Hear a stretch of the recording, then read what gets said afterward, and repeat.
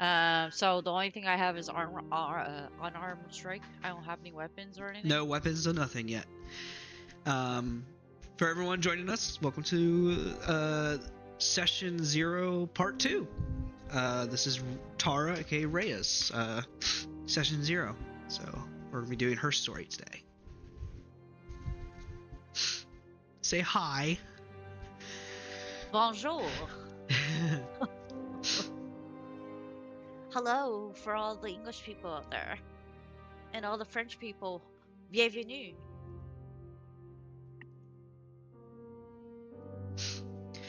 We start today's session with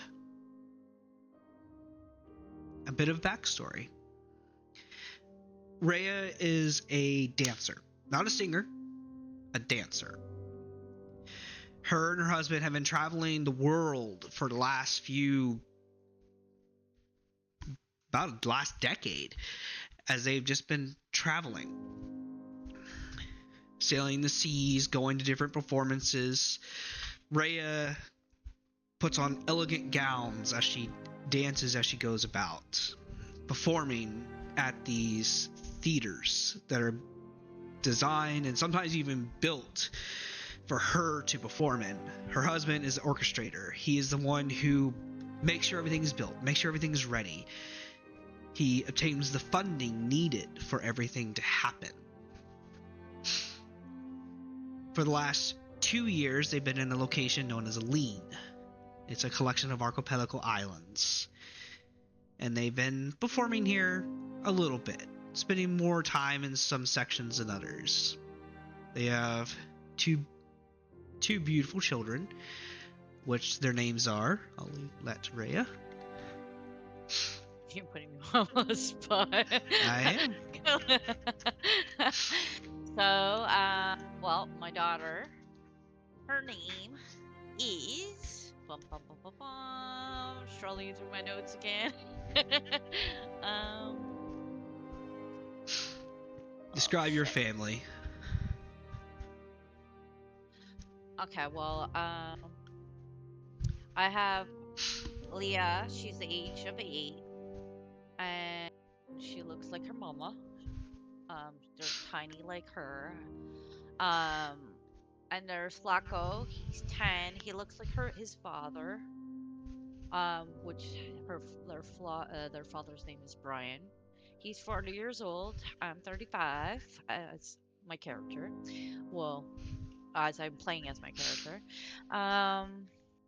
He kind of resembles both, but he takes after his father's height. His father is a human, as I am a what do they call it? Halfling. Halfling. I don't know how you want me to describe them. They all have brown hair. No, that's fine. But yeah. You all have been traveling. You've been in Aline for the past year. You've been performing here into different places. You've been working your way over to the Isle of the King, also known as Bambawa. That is the name of the island where the king resides, as you've been traveling through there.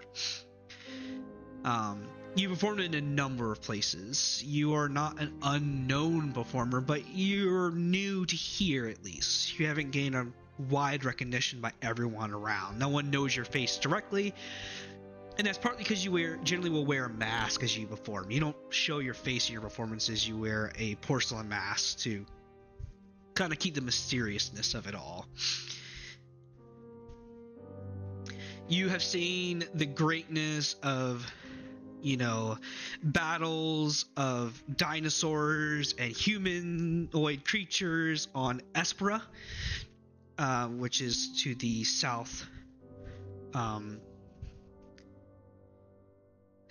southeast Isles. You've already been there. You've already been performing there for the past 6 months or so, but you started making your way out of that direction, making your way towards the King Isle. You and your husband have been traveling with your family on a boat that he has somehow procured But that's not abnormal. He does that all the time. He somehow finds a way to get anything you need whenever you need it. And he adores you. He makes sure you're dressed in the finest jewelry. Make sure you have the finest silks for your dresses. And you never wear the same dress twice. It's always a new set of clothes. And it's always fine. You always have those fans who love you the most. Now you're making me not want to hate him. Dang it. As you've been traveling from Espera towards the King Isle, you all have decided to take a unusual route. One that would theoretically be faster, but also slower at the same time. It's one of your last nights in Espera, when as you are doing your last and final performance, you are on the stage performing, the music is playing, and you are dancing a beautiful dance. Fans applaud as roses are thrown onto the stage. Coin is passed and donated to you to help fund your journey and to pay for an audience with you. And while you do attend the audiences, you don't have to speak during them. Your voice is not what people are here for. They're here for the dance. And so you do.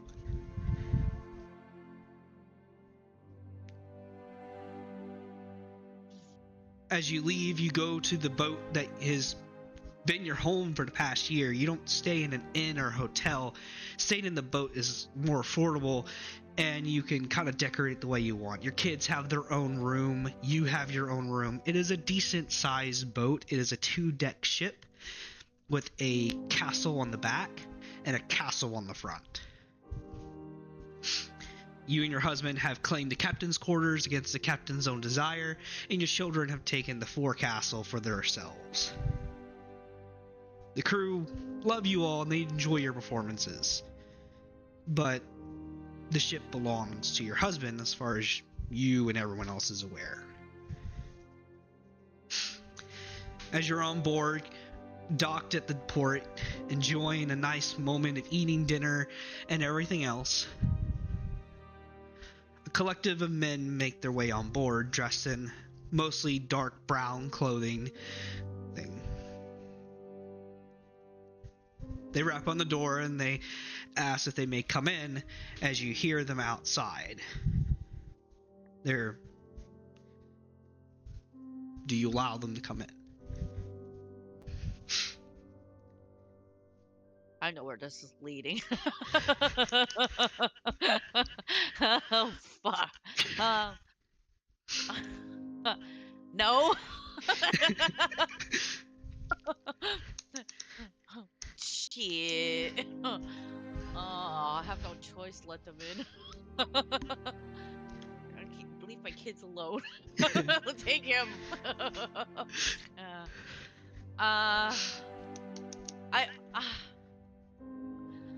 Dang it. You're in the back castle. So imagine the ship is a 2-deck ship, so it has a top deck, it has a middle deck and a lower deck below it, which is the hull, which is everything is stored. And then you have 2 castles, which is basically 2 decks additional, but they're not full-size decks. They're just like a small section of the ship. You're on the back side with your husband and like the cooking quarters, and your kids at the front section, which they've been kind of keeping to themselves. So your kids are on the other side of the ship from you. I would say at this moment your husband is not with you at the moment. He is currently still at the theater collecting coin and payments and everything. And where would be my kids? Your kids would be in their front castle. They come to most of all your performances, but when you leave, it's like, hey, I gotta go take care of the kids. They're tired. And so you leave. Plus, your performances are usually late into the night. They don't do early morning performances. So technically, my kids would be sleeping. Yeah. Okay. Yeah, I guess I'll fucking open the door. You open the door and these two gentlemen in their clothing. One, a orc who stands about 8 feet tall, much taller than you, easily 3 times your height almost. And then another one, a half-elven male, kind of looks at you, and they both seem shy as fuck. They seem flabbergasted by you. They don't know what to say. Both of them are carrying sets of chocolates and flowers in their hands. Okay. Oh, what the fuck? Oh, okay. The orc looks at you and he's like, your performance was so magical. Please take these. And he fumbles the hand into you because of the height difference. He ends up bashing his head into the top of the doorway as he drops the chocolates onto the floor and the flowers down. You can tell he's blushing with embarrassment. Dumbass. The half-elven man steps on his foot. It's like, come on, man, this is our chance. And he kind of looks at you and immediately stiffens up. Thank you. These are fans. You've seen them 100 times. Not these two individuals specifically, but you've seen fans from time to time. I would be like, thank you, but you sure you got the right boat or place? Of course, you're the Scarlet Dancer, the lady in the red dress. What's she wearing right now? You are currently, you kind of have like an overgown on, but you're still like getting out of this from like this elegant dress with a corset and everything. So you're a little hard to breathe at the moment. Oh, so I'm wearing my outfit. You're still somewhat in it. You were working on getting it off. You kind of just got home like less than an hour ago. Oh, great. You still got your makeup in, some of your hair ornaments. Okay, well, dang it. Okay, well, thank you for the chocolates and flowers. Does she have like cards or something that she, like has her picture? Did her husband never do that, or? 100%. If that's something you would have ever asked for, he makes it for you. He makes sure you keep a steady supply. I will grab an autograph picture and hand it to both of them. There you go.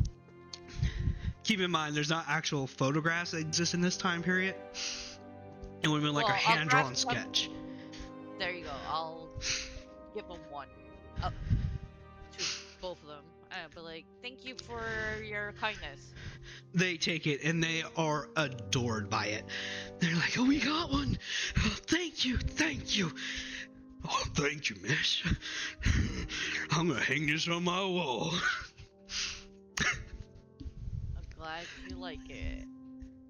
I'll be performing in a different town, so maybe you should stop by sometime. We will.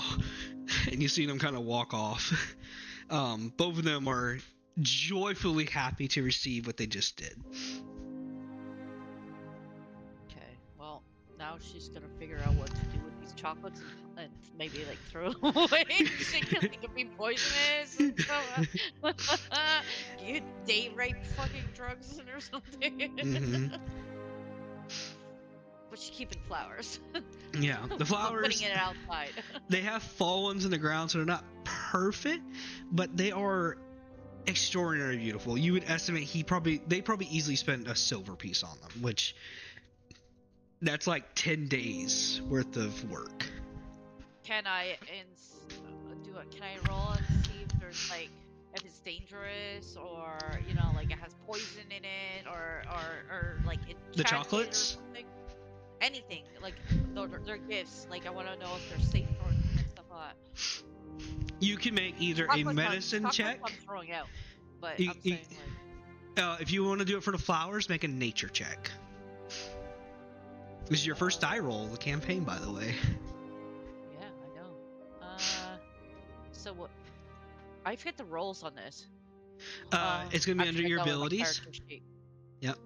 Nature check. Oh, Make sure I you have suck D&D at Beyond nature. enabled. Or, yeah, Beyond 20 enabled in your extensions. I think I have it. Let's see. Oh, my natures are horrible. Yeah. Oh, well, I got a 15, but it's not showing. Dang it!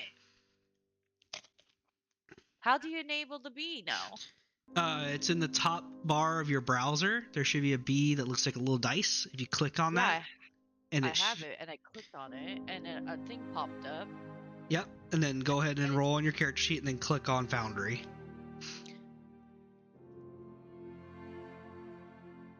I had a 15, but I'm clicking on the bee, and there's like it says whisper rolls, type rolls, D&D Beyond, dice, You don't have to digital click it dice. again. Once you click it once, that's all you need to do. Did it go or? It did not show up on here, but you might have to click on Foundry for it to appear. I did click on after. Click on D&D Beyond.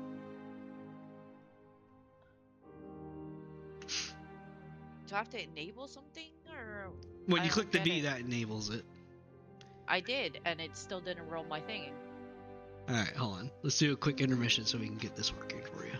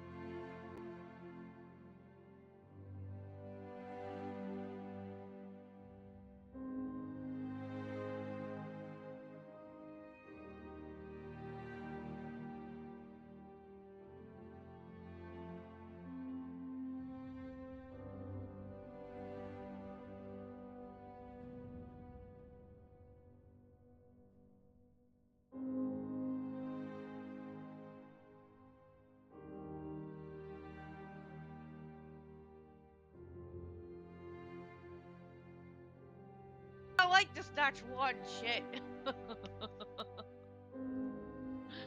Dang Alright. it. Tara did roll a 15 checking the D&D Beyond thing. But getting things to work, she rolled on that one. But we're going to go with the 15 because that makes the most sense to do. Thank God. So I could delete this one, right? You can delete that one. Your first roll of campaign is a 15. Looking at the flowers, you've seen these. You don't know flowers directly, so you don't know these flowers by name or where they come from. You're also new to Aline. You've only been here for a year. And looking at flowers isn't your priority down here. But you've seen these at shops. You've seen them as decoration pieces on like the tables and stuff that they would use during your performances. They are a vibrant red color. With a mixes of oranges.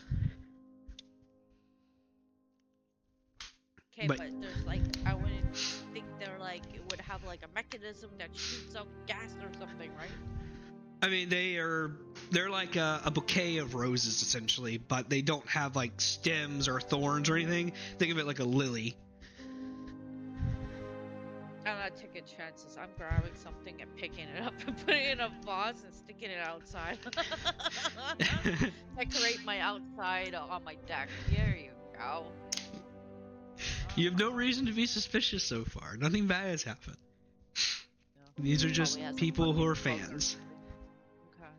I'm not too, yeah. It's still look pretty on my deck. There you go. Yeah. Okay. Well, I definitely want to go check on my kids now because there's creepers that's on my fucking boat. Yeah, you can definitely. You're still in your outfit, kind of. You haven't fully like removed it. Yeah, well, I'll definitely change first before I. Okay. Are you changing into a nightgown, or are you just No, I'm just going gonna put to a a robe robe? on. Okay. I'm just gonna put a robe on over my dress, go check on my kids, then come back and remove all my outfit. Okay. Yeah. Yeah, you get up, Yeah. you walk over to the other side of the ship, because on the other side, you eventually get there, and there is a candlelight currently going inside. But yeah, you can open the door. Yeah, I'll peek and see if they're sleeping. They are both asleep. They've had a long night too, you know, like your performance was like till like 1 in the morning. So it's real late. I'm gonna tuck them in, give them a kiss goodnight, and like sneak back out. Yeah, they're both passed out Literally. of sleep. Happy dreams. Okay. Well, then obviously I'll go get like dress and put regular clothes on. Yeah. Or whatever. You get your normal clothes on, you get comfortable. Do you just go sit down onto the bed? Yeah, I'm probably gonna actually read something. Yeah. Whatever, if I have books on, you know. Maybe I'll start reading nature stuff. Like learn plants and stuff like that. Yeah. There's a few collection of books that you have. It's not a lot. You maybe have like 10 books in total. Okay. Anything nature?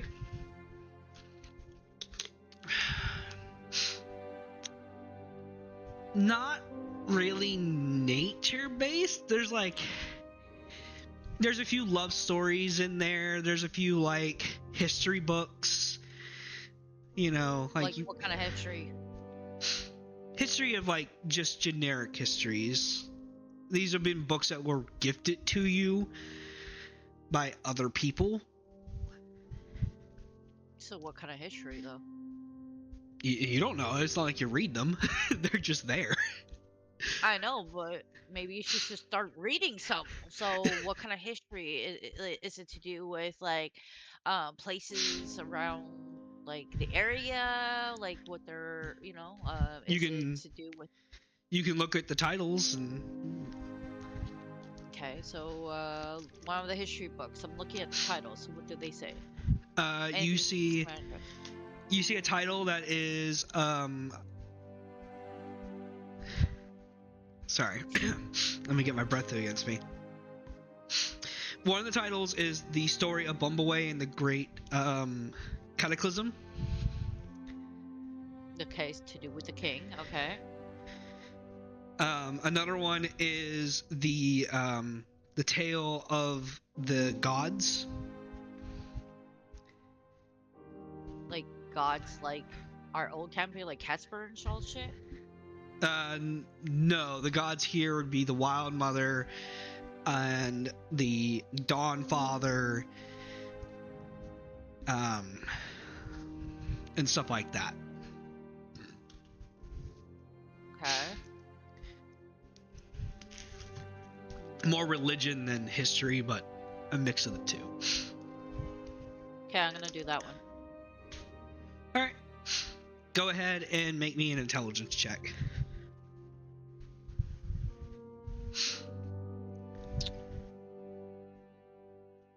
Oh my god, I gotta get used to where everything is. Oh, I suck at these fucking rolls. That's a 12.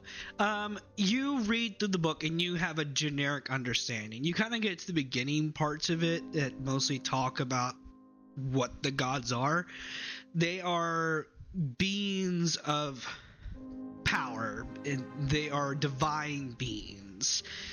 They have people that they choose to be their paladins, people that choose to be their priests, that had the ability to cast magical spells of healing and interventions. They have Okay. been known to take actions into the world, and as of currently, in your time of age, the gods still walk on the planet. They are not hiding. They are not gone from the realms.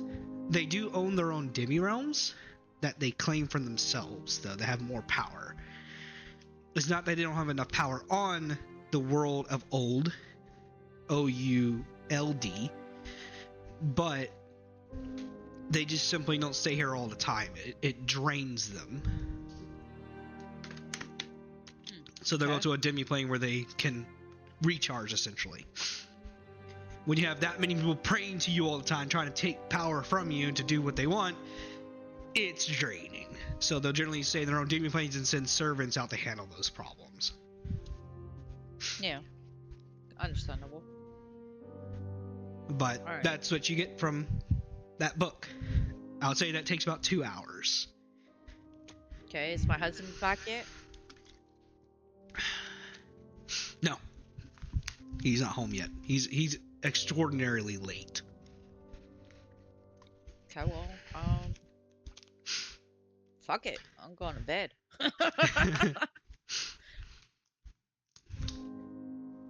All right.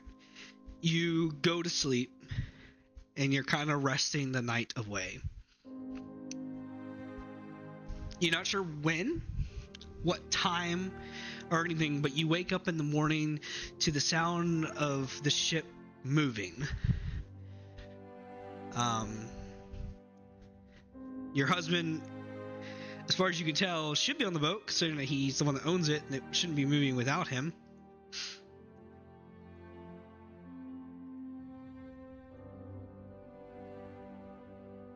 Okay, well, I should be hungry, and I want to also look for my kids so they can eat breakfast and shit. Yeah, your kid. Same time.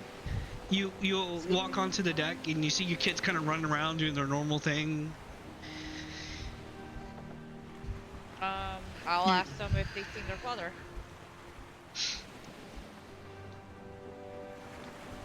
They'll point to the top castle, which is where your bedroom would be, but above that is where the steering wheel is.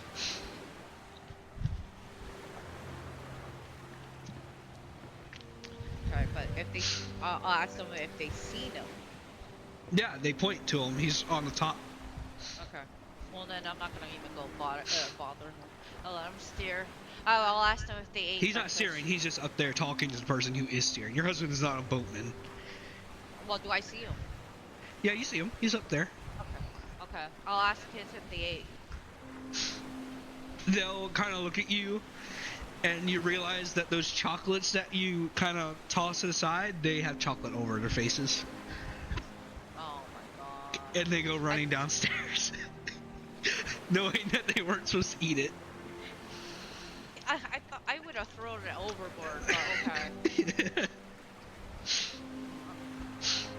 I guess I didn't find all of them.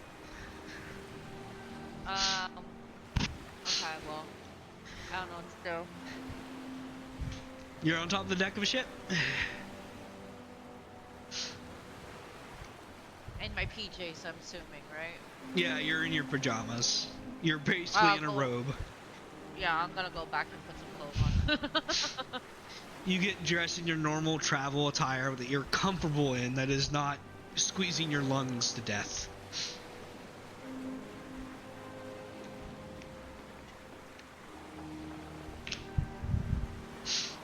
Yeah. Yeah, I don't know. I'll ask him. I'll screen up and say, where the hell are we going? Your husband will look at you and be like, we're going to a meter? And the man steering the ship will say, a metri. Not a meter. And what's the guy's name that's steering the ship? Marvo. Okay, how many hand decks do we have? Like deckhands? You have about 20. You don't know any of And their like, names. okay.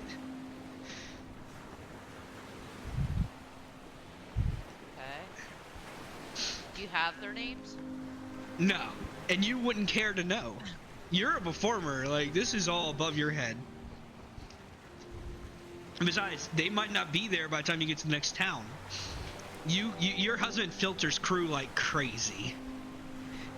Okay, so there's no point of getting to know them. No, this is like the 8th captain you had in the past 3 months. Do I know why? It's never been a problem for you. Your husband handles all this for you. It's not uncommon for him to do that. He does it all the time. I'll scream him up and say, how long until we get there?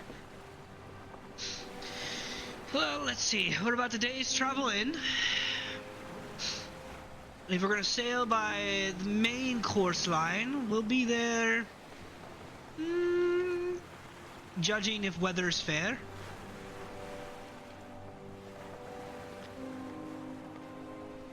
Let me look at my chart here just to make sure.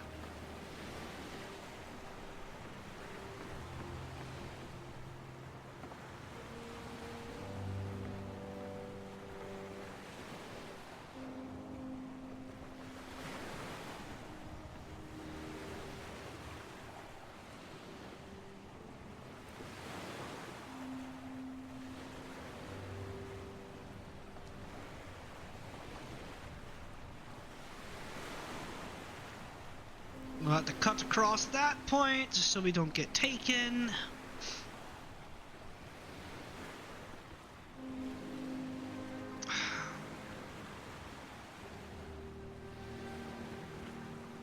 I'm sorry, sir, but your charts suck.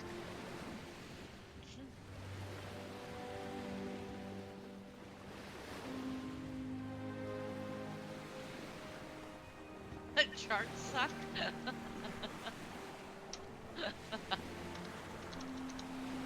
I like this guy. 7 to 8 days to arrive. Oh, okay. But it's it's a temple place. It's not really a town. So I don't know what you're expecting to do down there. Tell me about what, like, down there. What it is like down there. It's a temple of monks and stuff. They are kind of weird. They kind of stay to themselves. They search temples and fallen ruins for different relics and stuff.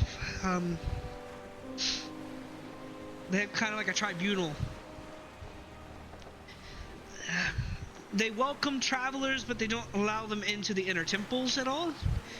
So there are merchant stalls and stuff on the outer skirts. But there's not really much as far as taverns go or anything along those lines. They kind of keep to themselves pretty well. They're considered isolated from the rest of the nations, essentially. I think I'll be heading to the temple. Sounds interesting. That's if they allow you in. Don't think of it as a temple like holy worship. It's a temple of the mind or something like that, as they say. Ah, doesn't hurt to that.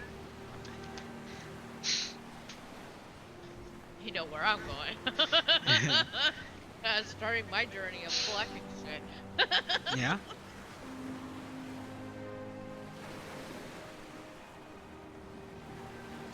But yeah, you start sailing. You've just left. You're sailing along the coast of Espera. Or Espara. Okay. So it's gonna take you a while to get around it. It's a large island. It's one of the largest ones that they have. But it's also where you kind of started your journey here, like.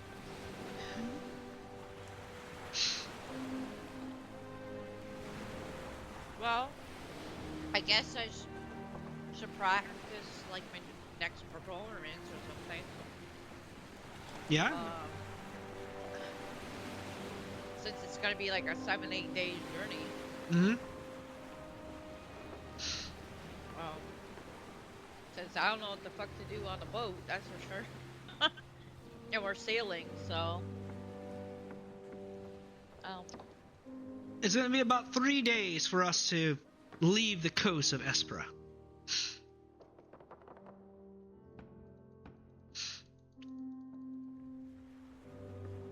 um, yeah. Other than read that book and figure out more shit or something, I don't know. You just want to just fast track these next 3 days? Pretty much, I guess. There's nothing else to do. Yeah, there's not much that's going to happen. So, I'll lay it out this way. I'll allow you to make 3 checks, 1 for each day, and then roll 3 performance checks for your dance practicing. Okay, so you want me to roll what for the days? If you're going to read the books, it'll be 3 intelligence checks. But let me know which books okay. you're reading. You can read, like, there's the romance novels, there are the books, there's the 2, like, history books. One's about the Bumbleway and the Great Cataclysm. Bumbleway and the one I was reading. Which one do you want to read first? Bumbleway. Bumbleway? Okay. So make an intelligence check for that.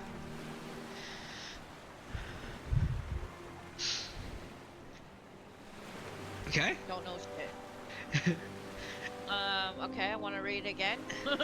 Well, hold on. Let's finish that one first. Roll a performance check for that day.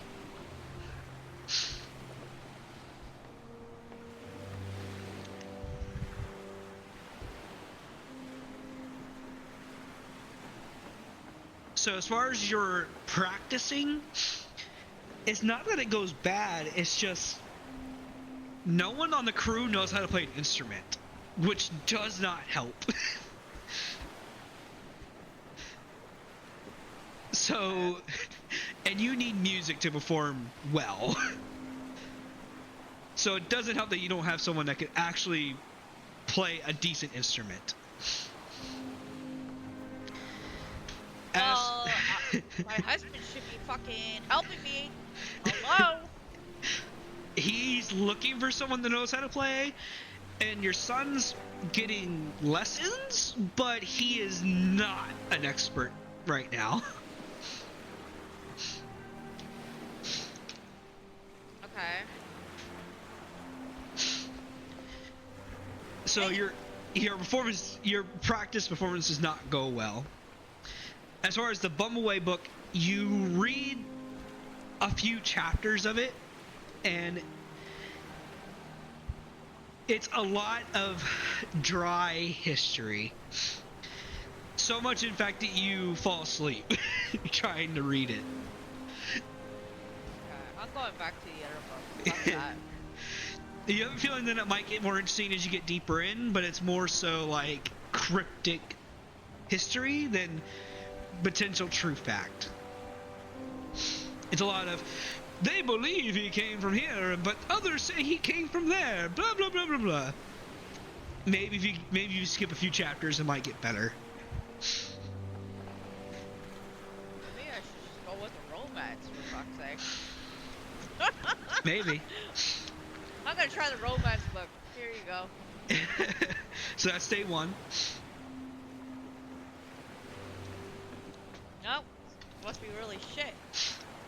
The romance book is great. You are enthralled by it. It is an amazing love story with lots of like 50 Shades of Grey points in it.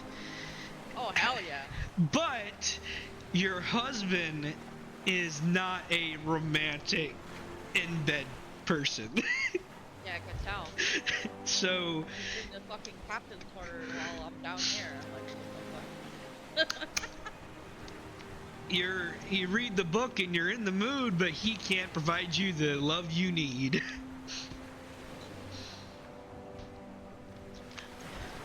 Okay, whatever. And then roll performance. This will be day 2. Still trying to practice my moves. This time you get lucky. You find a member of the crew that knows how to sing at least, and he puts on a decent ballad, and you perform eloquently on deck, and the crew start applauding your performance. It is beautiful by all means. I could ask him what his name is. The crew? That guy that sings, yeah. His name is Doe. D-O. Well, Doe, you have an amazing voice, and thank you for helping me. Hey, Dark. Thank you, miss.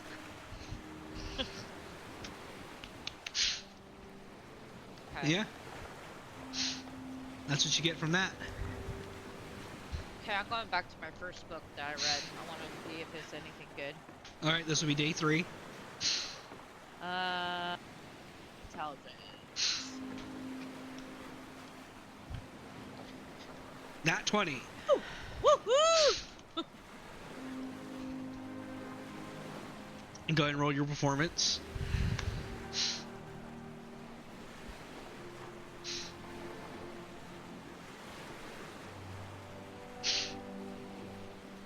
Bad. Alright.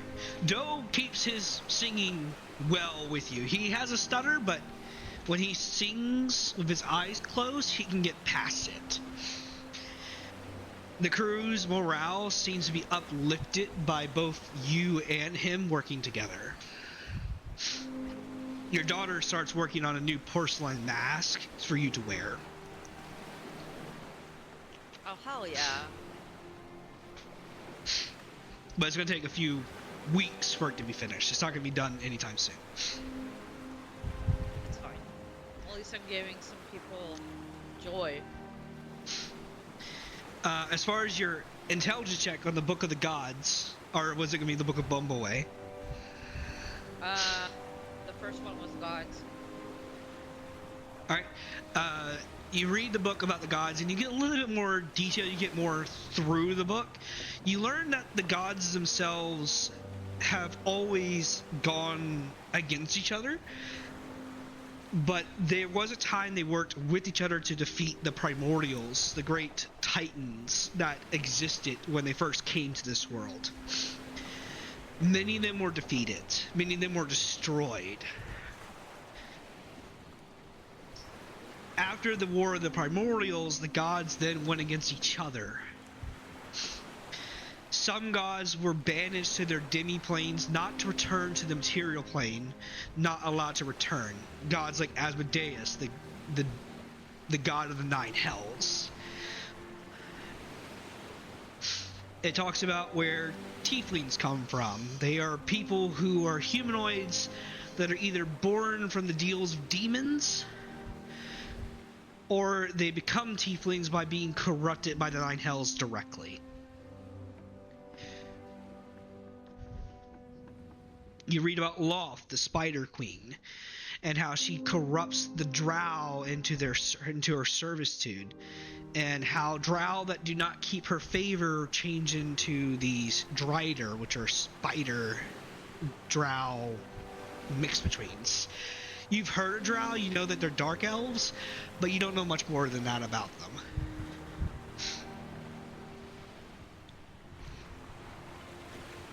I'll say that's what you get with Nat 20.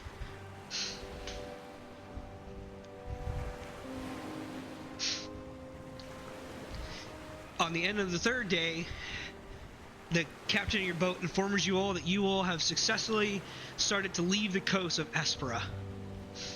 You look back onto the coastline, and it's slowly disappearing from sight as you all proceed to travel further and further away from it.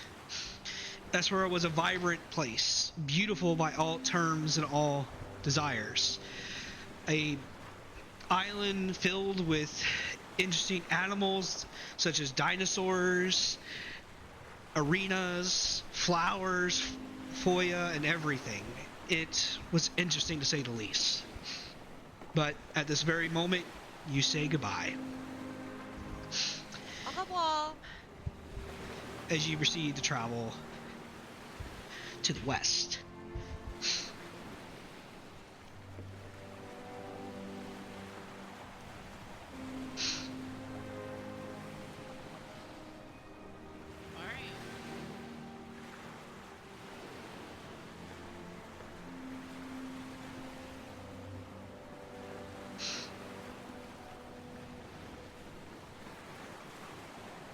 Well, I guess you could fast travel the whole journey, I guess, because mainly she's just gonna keep on practicing and reading books and spending time with the family as much as possible, so.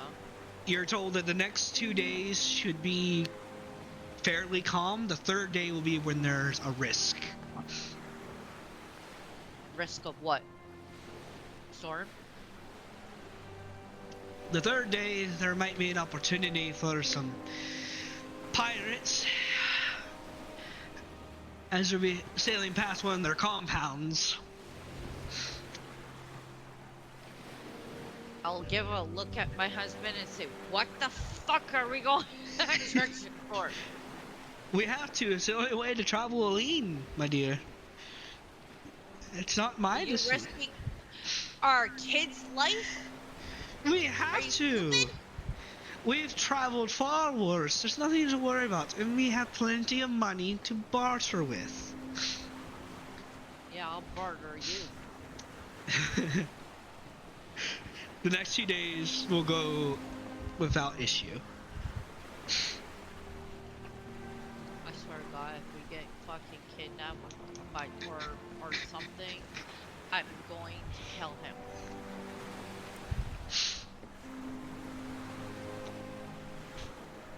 What do? You want to fast track these 2 days? Might as well. Let's see if we get kidnapped. If you want to read the books, then make an intelligence check. If you want to do anything else, just let me know what else you want to do, and we'll go from there. I will say the flowers you have that you've put outside are starting to wilt a bit, though. It's fine. At least someone gives me flowers, and look at him. He rolls his eyes as he's kind of just staring out, looking behind him at Espera.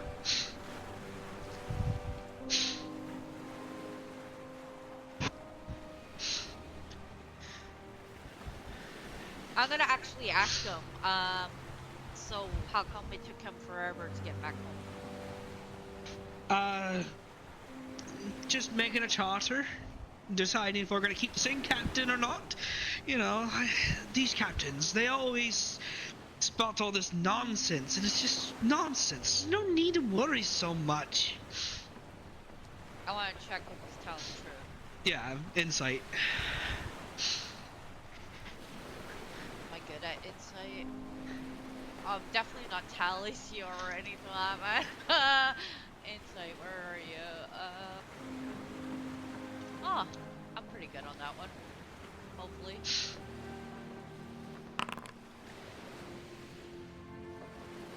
As far as you can tell, he is telling the truth. Definitely higher. You have no reason to disbelieve him thus far.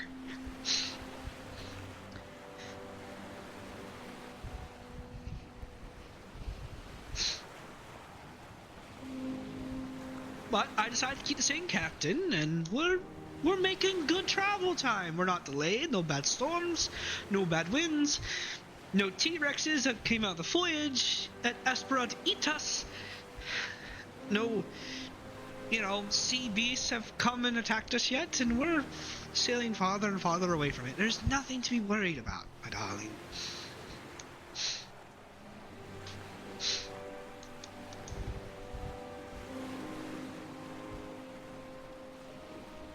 A holy place to pray. You want a holy temple? Yeah, we need to go to the holy temple. Because you got some sins. No. Okay, well, I guess I'm just gonna hang out with my kids, during the course of time. Stay as much as possible with the family. Yeah. The first day of travel goes with not much incident. Alright, well, gosh, I guess The next day? Yeah, I guess so. Alright. Anything you want to do on the next day? This is the second day after you left Espra. Probably, well, we have how many more days? You were told it was going to take, a while. It was going to take, 7 to 8 days. And you're currently on day 5, or day, 4 or 5?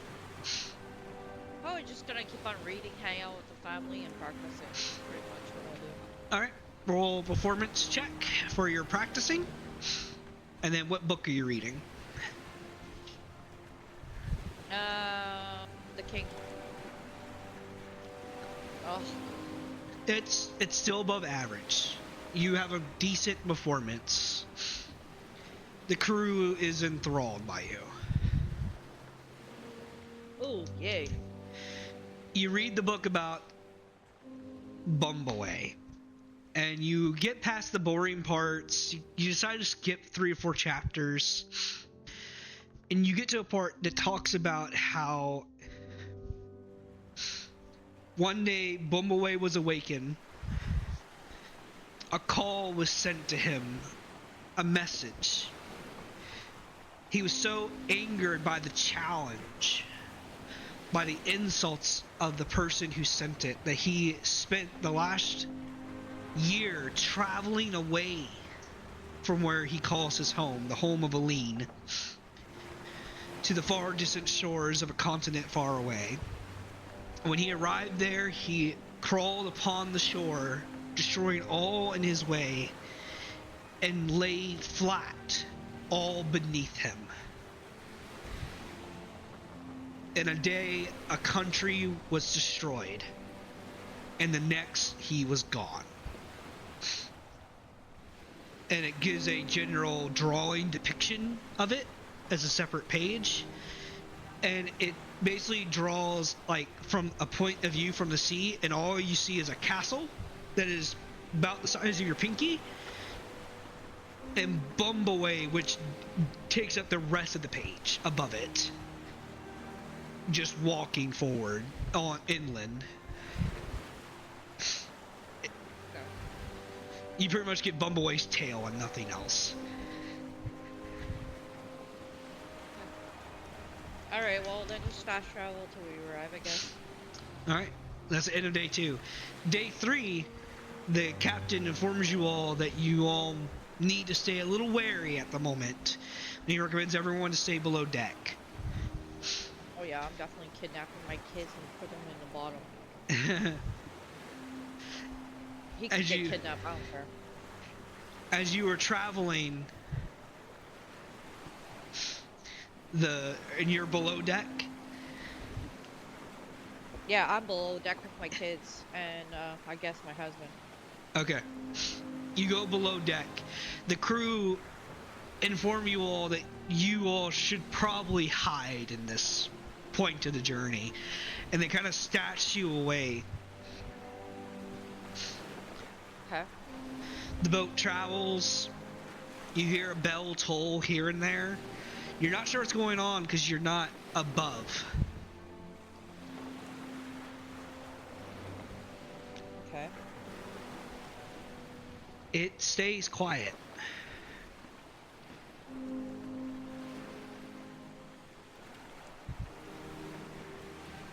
Okay.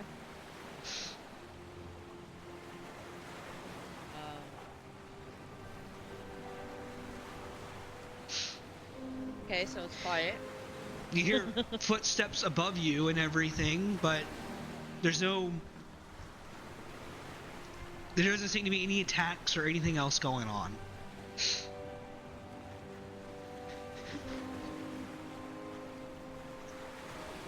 But no one ever comes down to pull you guys away.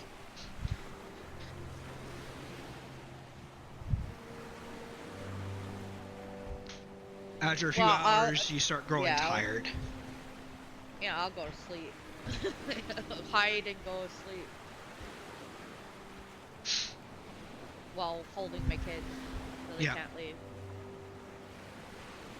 Eventually, you wake up, and your kids are looking at you, and they're telling you that they're getting a little bit hungry, and they're a little sore from being cramped up into this small space that they are. I'll look around on the like the bottom and see if there's any food. You are stashed in the hole, so there is food supplies down here, including water. Okay, I'll give them a little bit of food and water.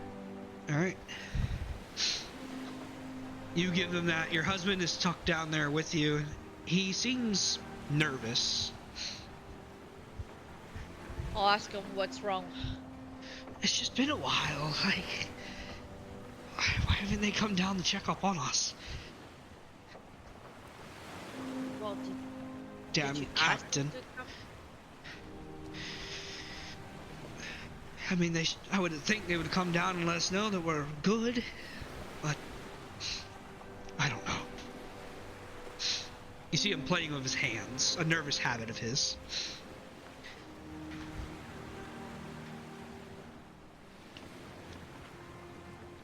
Huh. Why don't you go check? Maybe they forgot about us. He looks at you like you're being cruel to him. We'll wait it out, I suppose. Uh-huh. That's what I thought.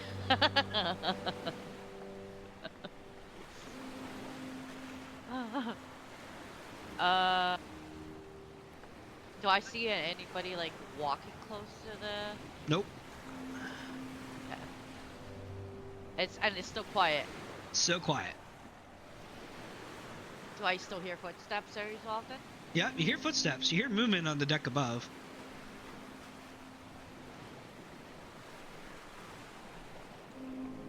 Do I see like any sort of light? Is it like getting dark? Is it? Nope, like, what you're time in the of day bottom of the ship. There's no light. Not even through like the crack of the door? Nope. There is no door. Wow, You're in the bottom of the ship, the hull. So there's no windows, no doors. Well, we have to get out somewhere.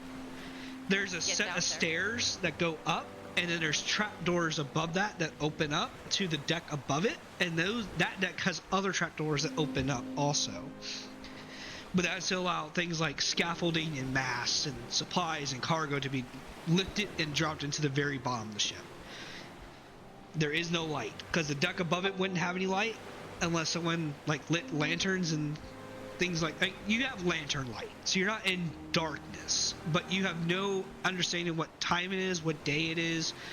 All you hear is the moving of the ocean from the hull itself.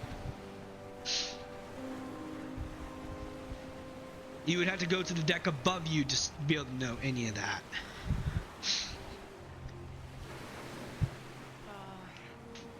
Do I know roughly how long we've been underneath there? No idea.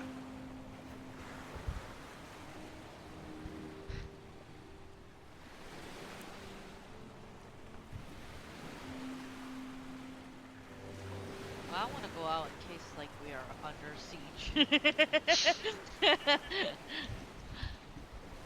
I didn't. Did I hear any like big bangings? Nope. Like.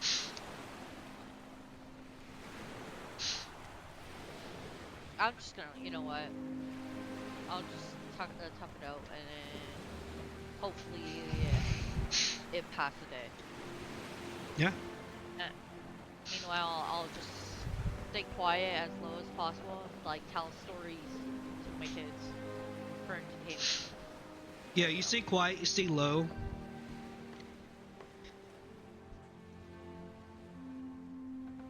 Another day comes and goes, the next day arrives. You start hearing footsteps above you nearby.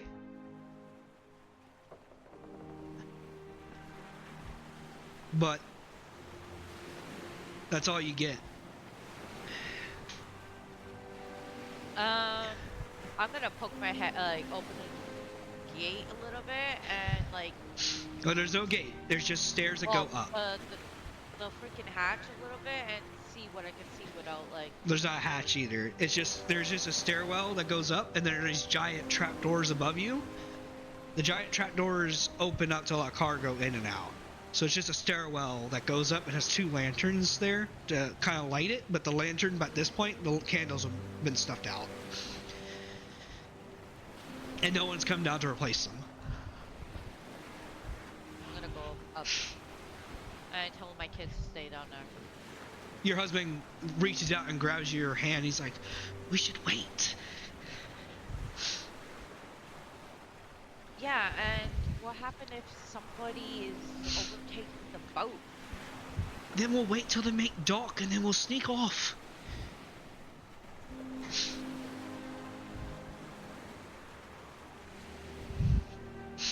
Fine. But I gotta go bathroom. Your husband looks at you and he kind of thinks for a moment. He's like, "What about this barrel? We can empty it and we can use that." Oh yeah, empty it where? In your mouth? I don't know what you want from me, my dear. You heard! You put us in this predicament! It's the captain's fault, not mine. Oh yeah, who's the one that told them that you want to go to this island? It seemed like a good place. It's a place full of monks collecting old artifacts. You would think they have some fucking coin. So how much money do we have now? We have money. Don't worry Oh, yeah? about How it. much? It's... How much? Don't worry about it. But I am worried about it because technically I made the money, so how much do we have? We're doing fine. Checking your pockets. Yeah, make an investigation check. Oh, I suck at investigating. You start patting his clothes. You hear a jingling of some coins here and there, but you're not sure exactly how much he has on him as he's kind of swatting at you to stop touching him. Why are you hitting me? You're supposed to be my husband. Not like smacking you, but just like you know what I mean. I'll find out sooner or later. When you least expect it. I'm sure you will. Besides, most of the coin we have is upstairs in our cabin. Oh, what a nice place to put it. Definitely if we got overrun by pirates, our coin is gone, you freaking numbnuts. Huh.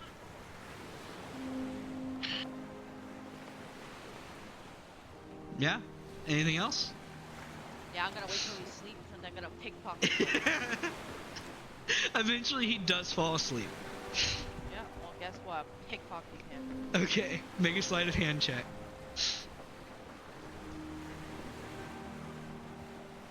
11. I would say 11 is high enough for someone that's asleep. You rifle through his pockets and you find a few things. You find a few receipts from purchases that he's made. Then they are really expensive purchases. They are not cheap. Elegant gown, 3,000 gold. Ship and crew costs, another 3,000 gold. Theater performance and stuff like that, measured into about 15,000 gold. This is an astronomical amount of debt, by the way. Okay. And it's just racking up and up and up, and you're not seeing a lot of intake. You're seeing a lot of expenses, but not a lot of, this is how much gold I have to pay for all this. And how much coin does he have in his pocket? You rifle through his pockets and you find about 80 gold pieces.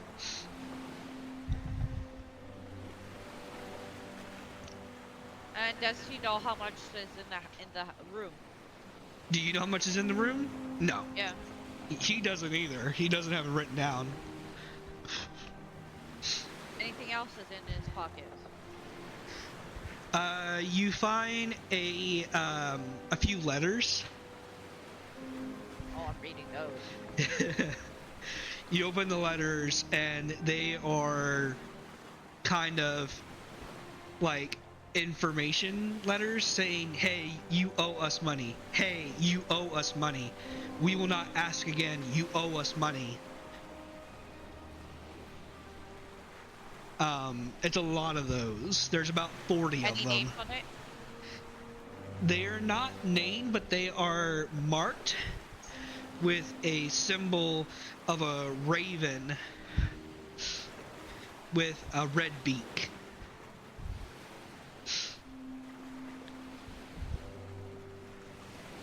Okay. Anything else?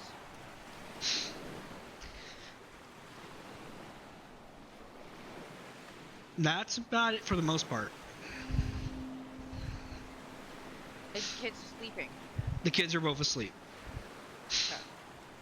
I'm gonna put the receipts back in his pocket. But I'm keeping the letters. Okay. And, Those have been in like a small satchel / book that he keeps on him at all times. I'm gonna keep the letters for a while. I'll give it back to him after. I have a plan for those ones. And, his coin, I'll put it back. I'll let him have it. Alright. Because he's gonna need all the chance he can get. And then, I'm putting the letters in my bra. Okay. Because I don't know if I have a backpack or anything on me, so I'm putting it in my bra. And I am making my way up top. Are you doing it? Talk to the captain. Okay, so you get up and you start walking up the stairs. And you immediately catch that there are crew members down in that mid deck. And they kind of just stop and look at you.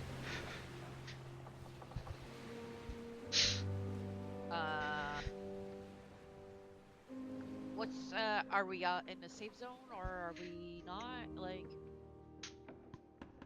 Who the fuck are you? Get her! oh great. A few of the crew members start running up and they run to tackle you. Close the door and go back down below. There's no door. The hatch. It's just, there's no hatch. It's just stairs. There's like it's an open stairwell. So it's just stairs that go up to the next deck. There's no door, no hatch, no nothing. Okay, whatever.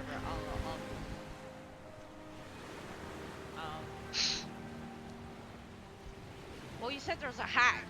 No, there's a trap door, but it's Well, it's a large trap door. It's not made for a human to be able to open.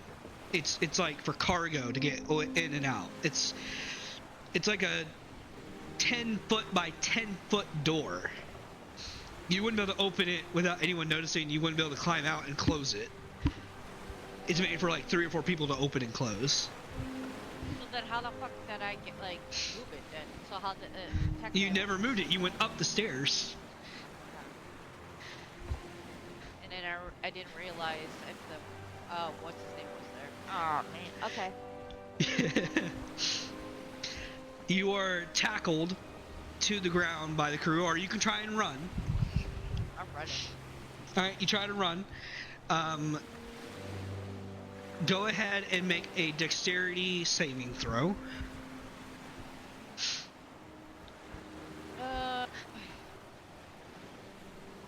Or sorry, this would be athletics or acrobatics.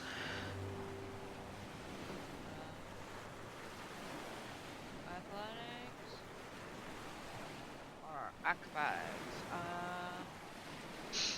Probably acrobatics. Alright, that's a 16. They're going to make a strength check with advantage.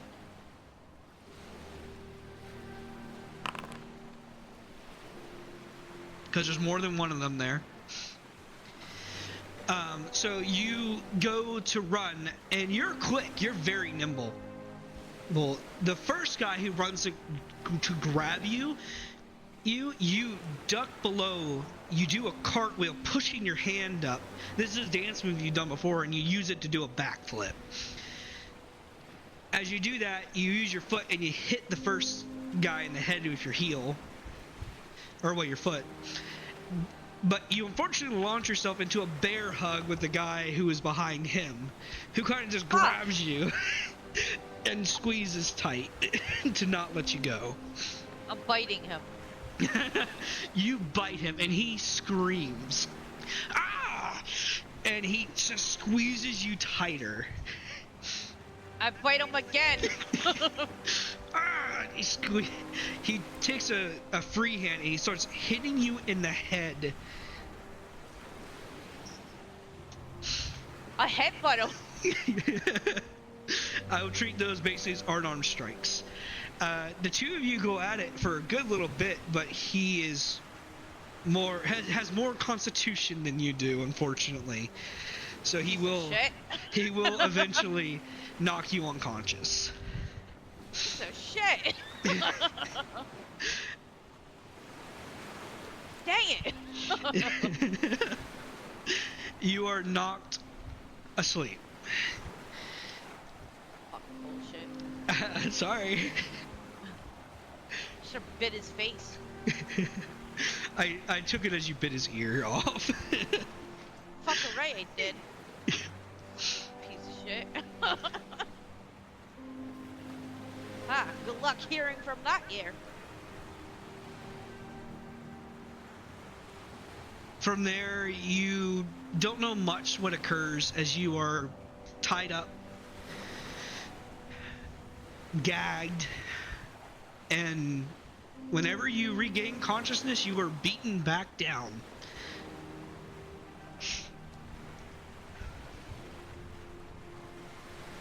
You don't know how many days pass after that. But eventually, they don't seem to remember to give you your beating, so you kind of wake up and you kind of are looking around at what's around you.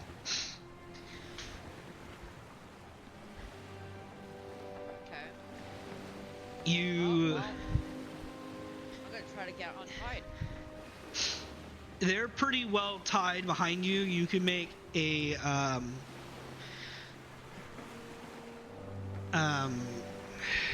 I believe it's a strength check. Let me check.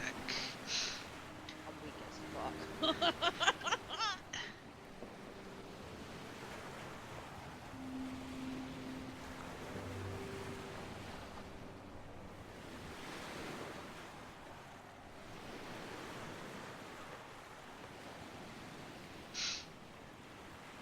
You can either make a strength check or a dexterity check.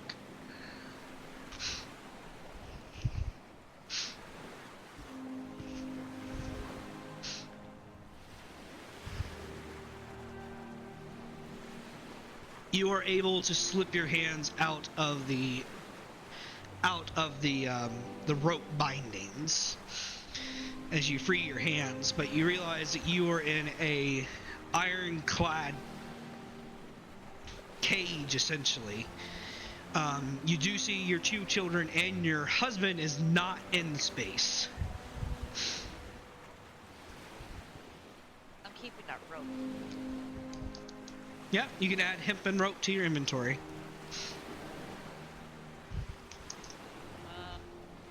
So how do you do that again? Add item. Manage inventory, add item.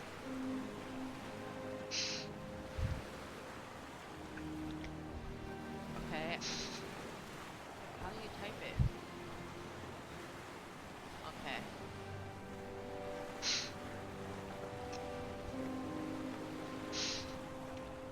Rope and hemp 50 feet or what? Yep, rope and hemp 50 feet. That is correct. Equipment. I'm gonna fucking gag the motherfuckers. Okay. So I'm locked in a cage. Your children are with you. Your husband is not. Okay. I'll untie my kids. Your kids are not tied, but they have received a beating as well. I'll check over them, see if there's any broken bones that I would know of. Your son's leg is broken. Full break. Oh, fuck. Okay. It looks like your daughter has taken a decent beating to the face. She's missing a few teeth. My poor babies! Mm-hmm. Is there anything I can reach to try to set my, help, like, with for my kid's leg, or You have a hempen rope. other than that? The cage is pretty bare. There is some cloth that's like just sailcloth, so it's not very comfortable, but it's something. And there's food bowls that have been laid out. Most of it looks more like porridge, kind of soupy. It looks like the kids have been eating it, so they definitely have consciousness longer than you've had it. But they're kind of just laying there sleeping at the moment.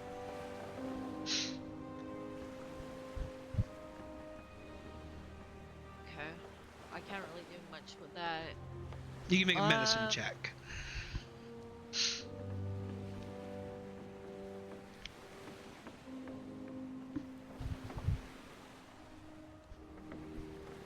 $14.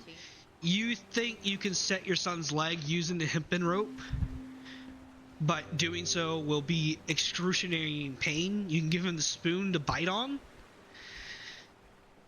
which will help, kind of. And you can use the sailcloth to kind of bandage it after. But you'll be using leverage from the cage you're in to set it. I'll have no choice to do it, but, you know, because I don't want my kid to fucking be a cripple. He's currently asleep. I'll wait till he wakes up and I'll ask his opinion. I would say, knowing from a mother's instinct, he's going to tell you don't touch it. But you know you have to touch it. I'm going to do it. While he's asleep, he's going to wake up in a panic and everything like that, but... Are you gonna put the spoon in his mouth while he's asleep? Yeah. You kind of get set up, ready to go. He stirs very slightly, but not enough to wake up. As you go to put the spoon in his mouth, he kind of, like, his eyes slightly open, and you know that's the moment you need to do it. Yep. As you grab the rope, you pull it down, taking his leg, which is currently broken, and cracking it back into place. He screams through the spoon. He is in... It hurts like a bitch. And he is crying. Obviously, I'm gonna cover him. It's like, I had to do it, now you won't be able to walk. He has no words. He is just tears. I'm keep holding him. You take the sailcloth and you wrap it around the leg. You take the hempen rope and you tie it around it, knowing that you're gonna have to cut it somehow, but you don't have a knife or anything to cut the rope with, and it's a thick ass rope, so you can't really do anything but tie it and have it hold it in place.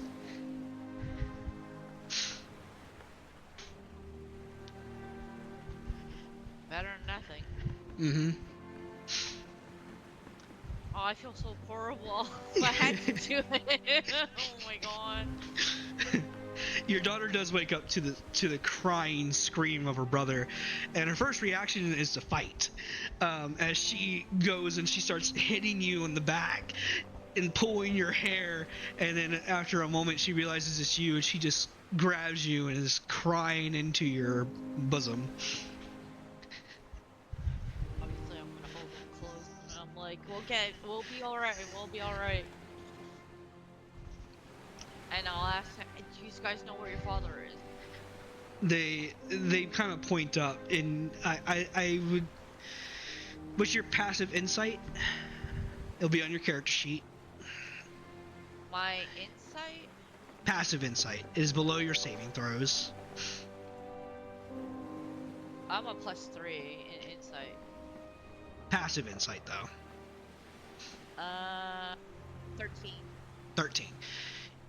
That's decent enough to know that it seems you would understand they've probably been getting beat for talking. So they're staying quiet.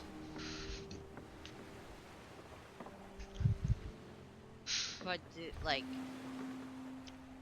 they like? I would say point just if you know where he is.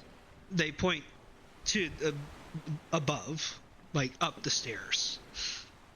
Because you're back in the hole where you started.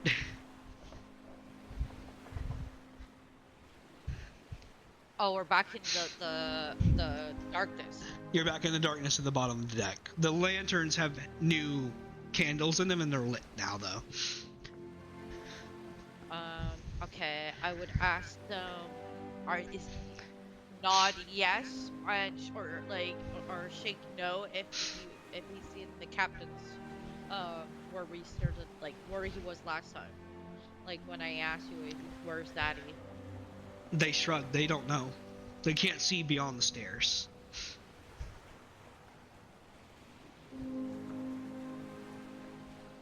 Okay, we gotta find a way to get out of this cage. Your daughter goes to talk, but her mouth is so swollen from having her teeth, some of her teeth busted out of her jaw, that she's just unable to speak anymore. And your son kind of whispers to you, they took Daddy a while ago, Mama. Something about debts that he didn't pay. They didn't know you were here. I know.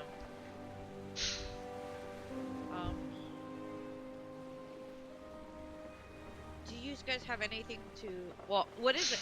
Is there a lock on the cage? There is. It is a metal cage with an ironclad lock.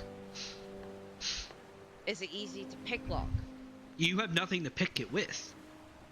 I would ask my kids if they have like a toy or something in their pockets that I could like figure out, like maybe they have like a bobby pin or something.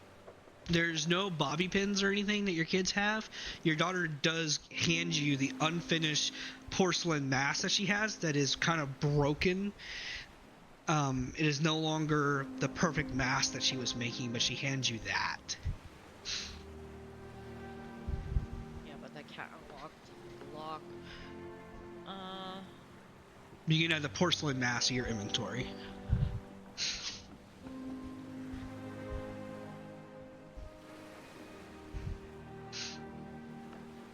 I'll just type mask.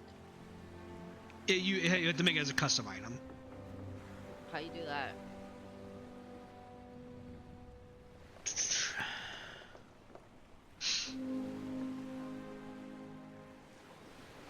So if you go to your inventory, manage inventory. Yeah. You have an option to add custom item.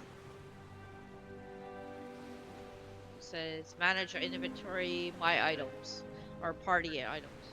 Manage inventory. Yeah. Add custom item. It should be above my inventory or party's inventory. Oh, add custom item. Okay. And then you're gonna name it porcelain mask and then add item. I'll just put mask. Yeah. And add item. I guess put it in equipment.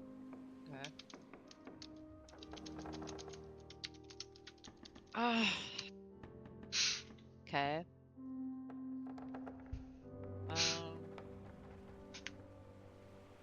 Are we like hanging or are we on the ground? You're on the ground. You're on the bottom of the deck. So you're kind of in a cage. The cage has iron bars that go above you, to your sides, the front, and the bottom, and to your back. It's just a full-on cage. It's probably used for animals generally, but there's no animals down here, so you're the animal in the cage right now. And a padlock is locking it in place. Do I see a nail or something?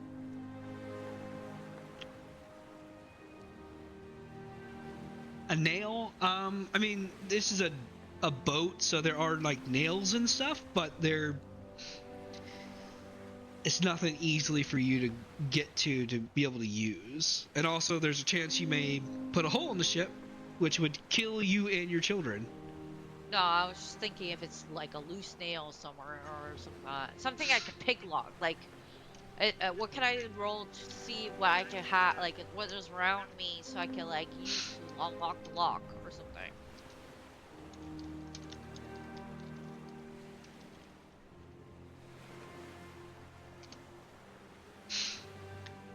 There's nothing like that nearby for you to reach and grab. So I'm stuck in a cage, not be able to do anything. You're currently stuck in a cage, not able to do anything except for console your children. And hope that they feed you guys and take care of you.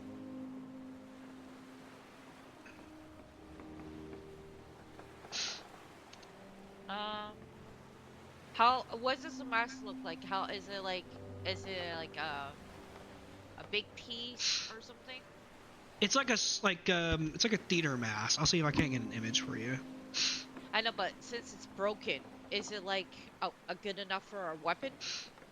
It's porcelain, so it's like you know, like those teacups and pots and stuff, like the Chinese ones made of like clay and stuff. Yeah. You can it's been hardened clay essentially, so theoretically you could use the broken side as like a knife essentially to cut someone with. Yeah. But it's also fragile. It's not. And your daughter made it for you. Yeah, but I'm thinking of life and death here. This is a good weapon if it's thick enough to like stab somebody in like you know, the gullet or something. You know what I mean? To protect my kids.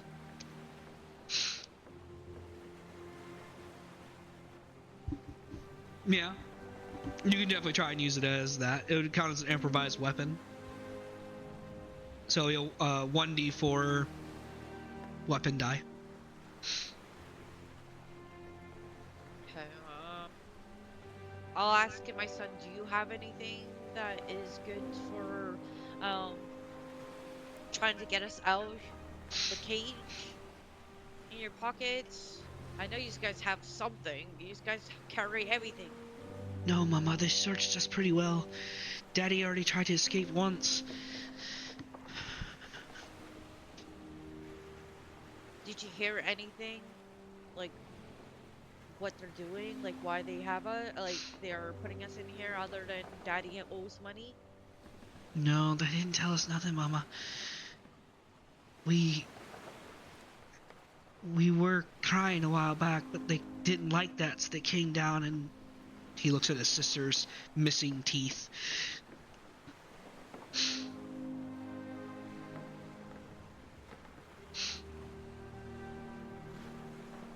Can I see if I can try to hear anything? Yeah, make a perception check.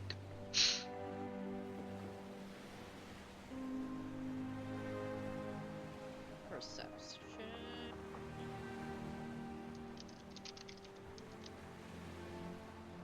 17. 17, you listen and you can hear laughter, and it's hard to make out the words, but there is conversation happening above you. Do I hear my husband? You do not hear your husband. You suspect that he's probably in the captain's quarters, or in where your kids were sleeping in the foredeck, the forecastle. Was your father knocked out at any time? They nod their heads yes.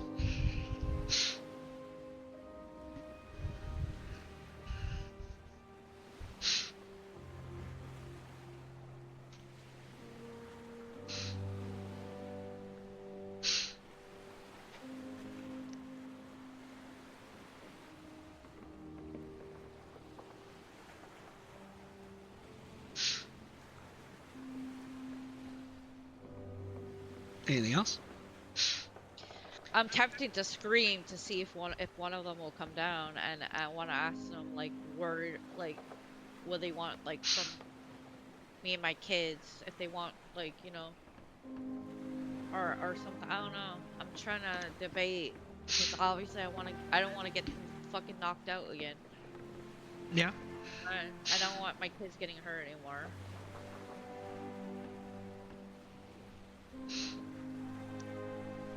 Um,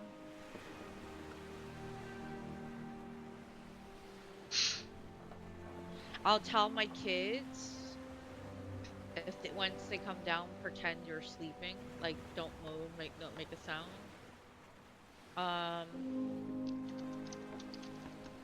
And ah, dang it.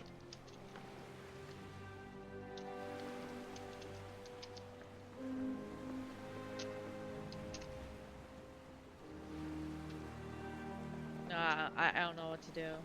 So I don't want to like. That's the thing. I don't want my kids getting hurt. I don't care about myself. Like it's my character. If they Based get on their hurt. description, if they made sound, they came down and got a beating. Exactly. But you do know that they've been coming down to feed you guys. They've been leaving food. I'm gonna wait, and then see if when they bring us food, and I'm gonna ask like, where they're taking us and what they want from my kids and I. Okay. And like that we want no part of this, like or whatever, and then or whatever. I don't know. I'll figure it out, I guess. All right. You wait.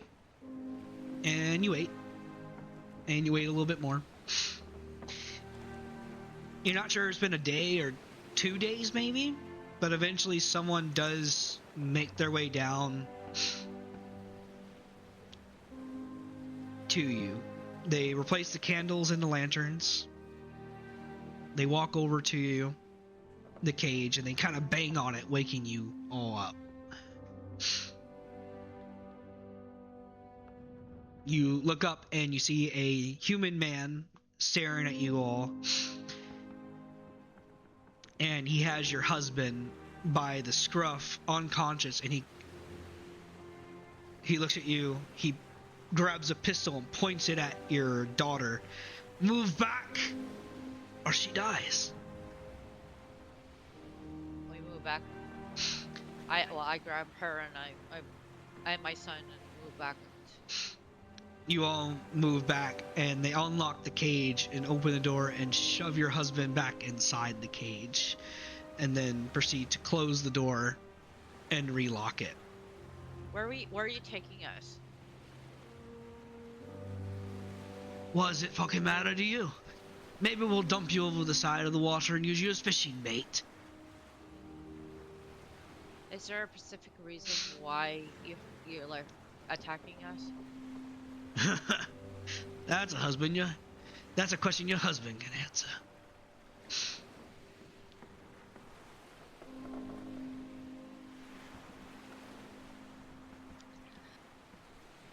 And they walk away. I checked my boots, see if the letters are still there. They are still there.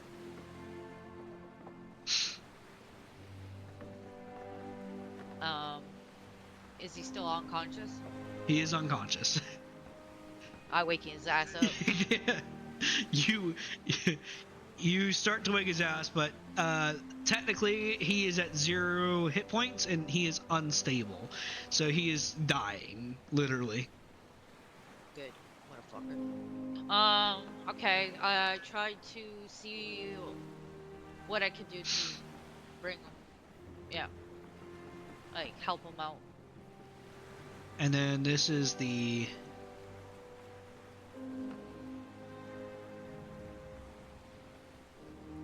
is the image of the mask. Oh, it's so pretty. Dang it, I'm mad at them. I'm mad at him. Yeah, she didn't get a chance to finish it with like other design work and everything, which usually it would have like a lot more to it than that, but that's as far as your daughter got. But otherwise it perfectly fits to your face. I will still wear it with pride. Yeah. I'm not breaking it for sure. You can make a medicine check to try to stabilize him. I don't even know if I wanna. The DC is 10. He is stable. Still unconscious, but stable. He is not actively dying anymore. As you grab parts of cloth and sail and the rest of the rope, as you have to tie him to your son, essentially, you start tying him and everything. You can tell he has been beaten and tortured. Like, his nails have been removed, some teeth are missing. He's missing some fingers. Dumbass. He has a broken nose and a few broken ribs. You should have took the gold. He does not have the gold on him anymore. I know. That's why I say I should have took the gold, because now I'm, like, obviously gonna fucking check his pockets. They didn't check mine. Stupid asshole. Mm-hmm. Dang it, I should have fucking took the gold. Does he have his receipt still in his pocket? No. He's been pretty well roughed up.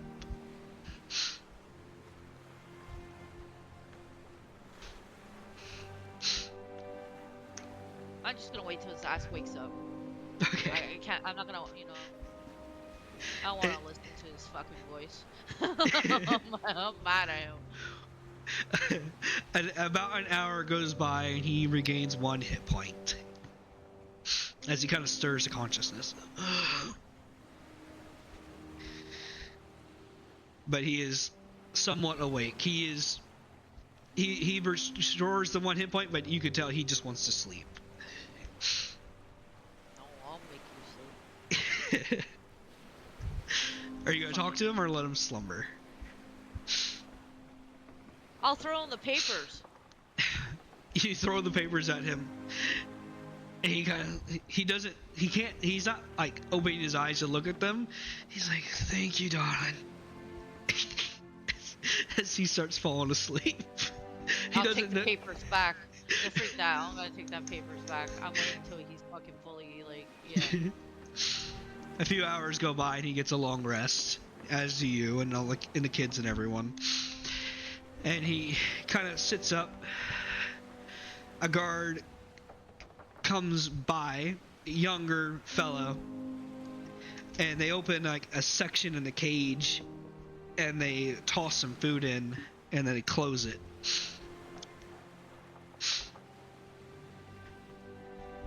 It's 1 bowl of porridge for all 4 of you. I'll give it to my kids. And then if he tries to grab it, I'll slap his fucking hand. Yeah. He doesn't fight or argue with you. He kind of just sits there, nursing an injured jaw and everything else. The kids kind of cuddle up to him because they don't think he's done anything wrong so far. So I will, since we're technically alone and we have time to have family meeting. So how much money do you owe? A lot. Why? Like 5 years ago, I would pay it all back, but it became more advantageous just to leave. Just keep leaving constantly and just not worry about the bills. Look where we are now. Well, yeah, we're traveling with foreigners, my dear. We shouldn't have to worry about the debts. Why didn't you tell me that we were in debt? Well, we're kinda not and kinda are. The chest of gold we had up in the bedroom was a decent sum. That's probably gone and they're probably hearing it now, so they're definitely gonna go get that. It's already taken. Yeah, including the 80 gold you had in your pockets. Well, Marvo sold us. Sorry to say.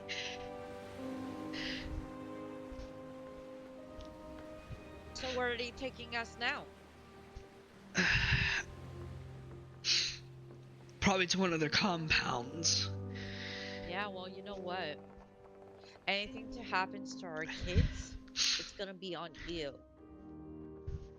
I know. I want a divorce.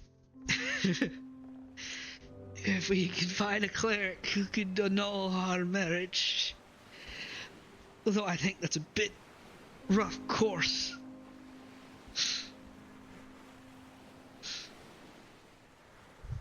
I can't believe you did this to our family.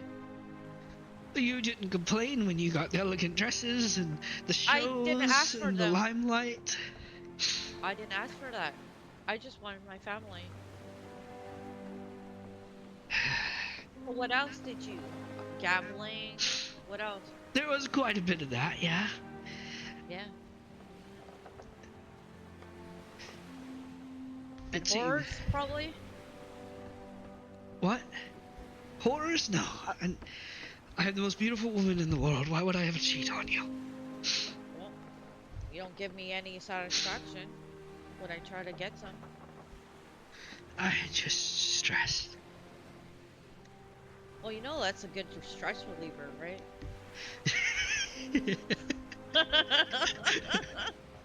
It is. I'm just saying.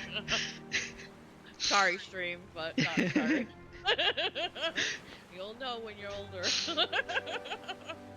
If there's any younger audience. That may be true. You see, he's kind of like nursing his injuries. He's pretty roughed up. Yeah, well, so is our kids. We got a broken leg, missing teeth. You got missing teeth. Almost dead. His teeth look like they were pulled out, not hit out. Oh, well, you're missing nails. Guess you won't be using your hands anytime soon. No. And he looks at his hands. 3 of his fingers are missing. And at that moment, you realize that your wedding band is also gone. They took your wedding ring. Well, that's nice. My wedding ring is gone. Mm-hmm. You really liked it. It was a very beautiful ring. Well, maybe that pays some of your debt. I hope. But from what it looks like, you have a lot to pay from all this, and I hand them the letters. You found those. Fuck. I told you I'll find everything. That's how do you think I knew you had 80 gold in your pocket? And all the receipts. Not anymore. And everything? Yeah, well, they took your receipts too. Yeah. Yeah. Thousands and thousands of, money right there. So exactly, how much debt do you owe? Just said to go over that with us once we make landfall. Well, I hope you have a plan. Maybe.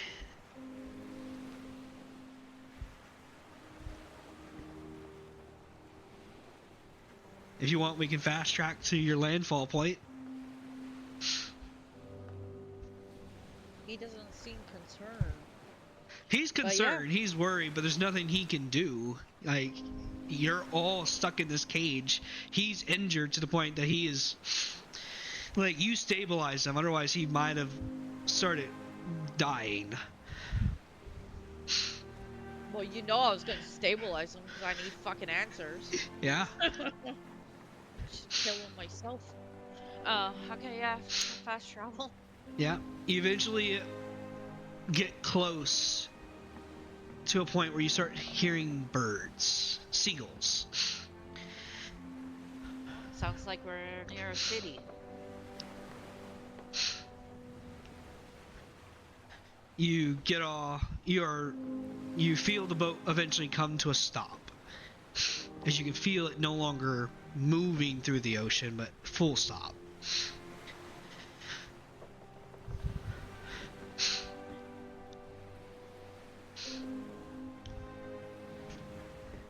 I hold on to my kids. Eventually, a collection of individuals come down. 5 people do. One of which is Captain Marvo. Another person, a woman, and then what looks like 3 just grisly looking dudes. One of them is an orc with a missing ear.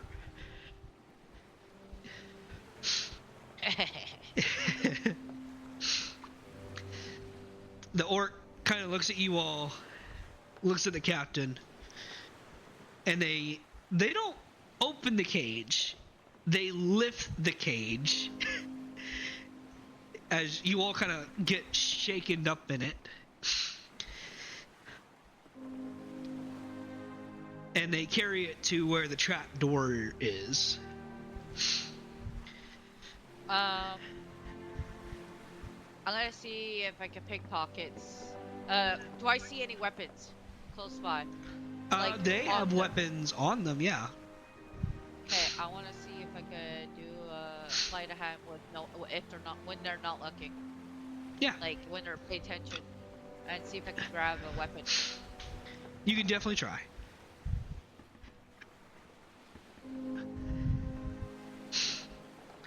Oh. I have luck. Can I use luck? Luck is for if you get a nat 1. Okay. You take a dagger because that's small, easier to pocket, easier to hide on your person, and you're pretty sure no one noticed except the woman and Captain Marvo notice.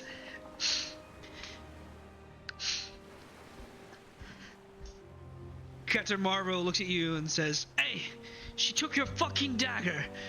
And the woman looks at you, she smirks, and she smacks Captain Marvo in the face. Good on her. At least she's trying to survive. Might prove useful. My what? Good on her. It looks like she's trying to survive. It might prove useful.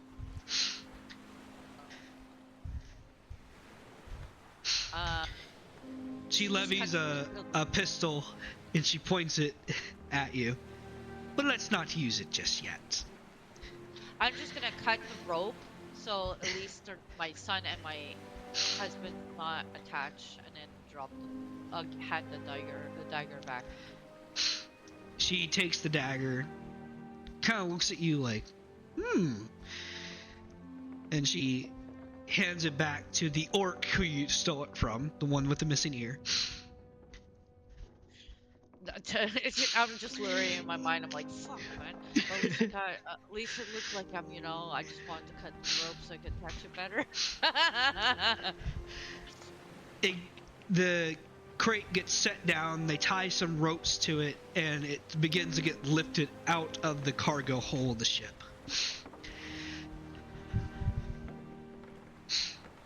You get lifted above, and you eventually get to a point where you can kind of see around you. Granted, there's not a lot to see. It's a small port. It looks like there's a lot of smaller ships that are not really flying any major banners or flags. Go ahead and make a perception check.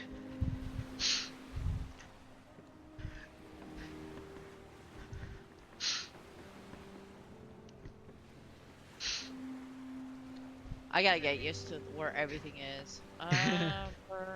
It's under your skills. Perception. Yeah, I found it.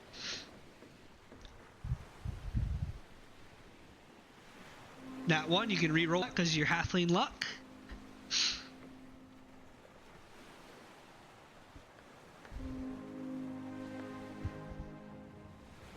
Eight.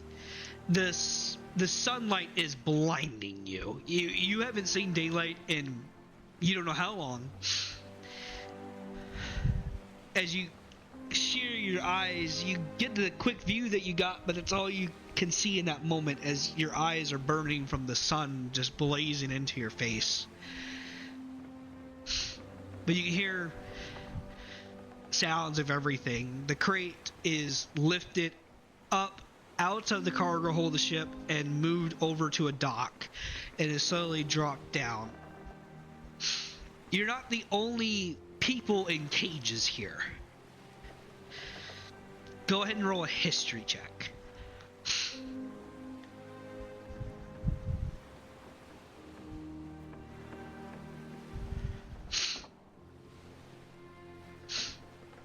Nope, you don't remember, or it would make sense that you don't. You look around and you see multiple people in cages. Not in cages necessarily. You see multiple people in chains. They're being led to this center town, quote unquote. It's not like a city or anything like that. This is more like tents and some buildings that are made of more long-lasting stone.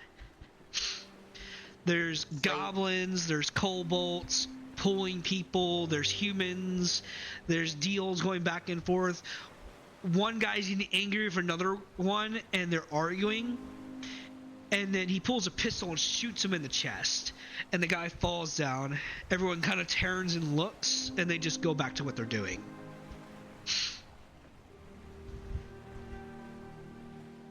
Great, we're on Slaver's Bay.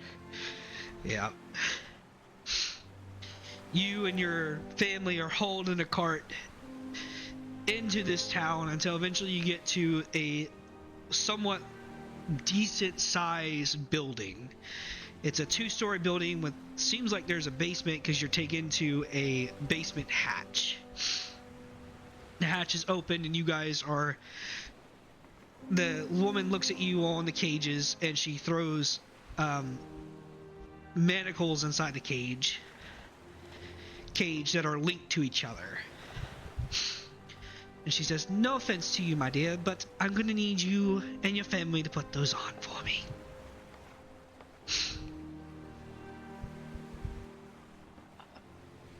Okay. You put them on? Yeah. Yep. So they're hand manacles, so they go into your hands, and they have a chain link that links you to the next person in the chain.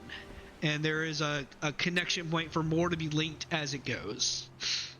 I put my kids close to me as possible. What order do you put everyone in? My son? No, my daughter, my son, and then shithead. In what order are you? Are you in the front or in the back? Yes, I'm in the front. Okay, so you, your son, your daughter, your husband. No. Myself, my daughter, my son, my husband. Okay. You put them on, and the cage is open, and the front of the chain that leads to yours is being held by the orc, who kind of takes the chain, looks at you, and he pulls it hard, making you stumble for a moment. He kind of laughs for a moment. The woman looks at him sternly, takes her pistol, and shoots him in the foot. As she, not gonna do nothing. as she looks at him, it's I'm like, just gonna look, giggle inside, but no one, like in my soul, like, there's your right kind of thing. she looks at him and she's like, "There's no need to be uncivilized. Besides, we won't get our money back if they're dead." And you are all led down to the basement lair.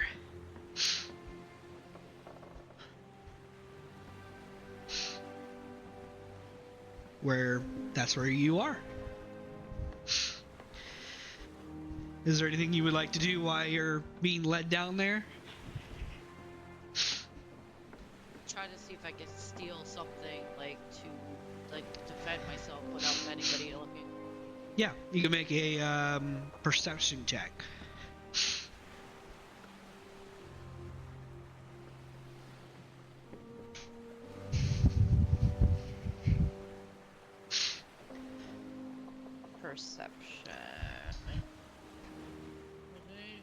Perception. Right there. Come on. 11. You look around. The orc has his dagger back, and he's the one pulling the chain. You could run up to get right behind him, but then you would have to drag your family up with you to reach it. Okay, there's that. How far is he from me? It's about 5 foot. So you have he's 5 foot away, holding the other link of the train, leading you guys down into this sub-level. Well, since he's like pulled me and stuff like that, I could try to like stumble, like if I'm stumbling and try to grab it and like put it in like my pocket or whatever. And Okay. then, So you're gonna do that while she's looking at him, pointing her gun at his foot and shooting him. Yeah. Okay. Make a sleight of hand.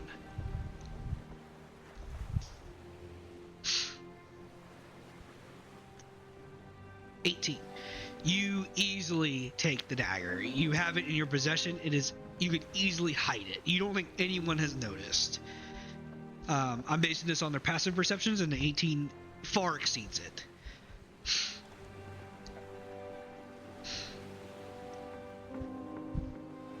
And I'll just go back like nothing happened. Yeah. She looks at you, and you're led down below. It doesn't take very long.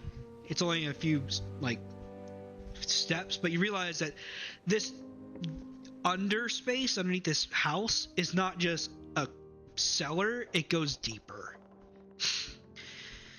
As you enter into the first layer of the cellar, it looks like a cellar, and then you're led down into a second layer that goes even deeper down into a larger section.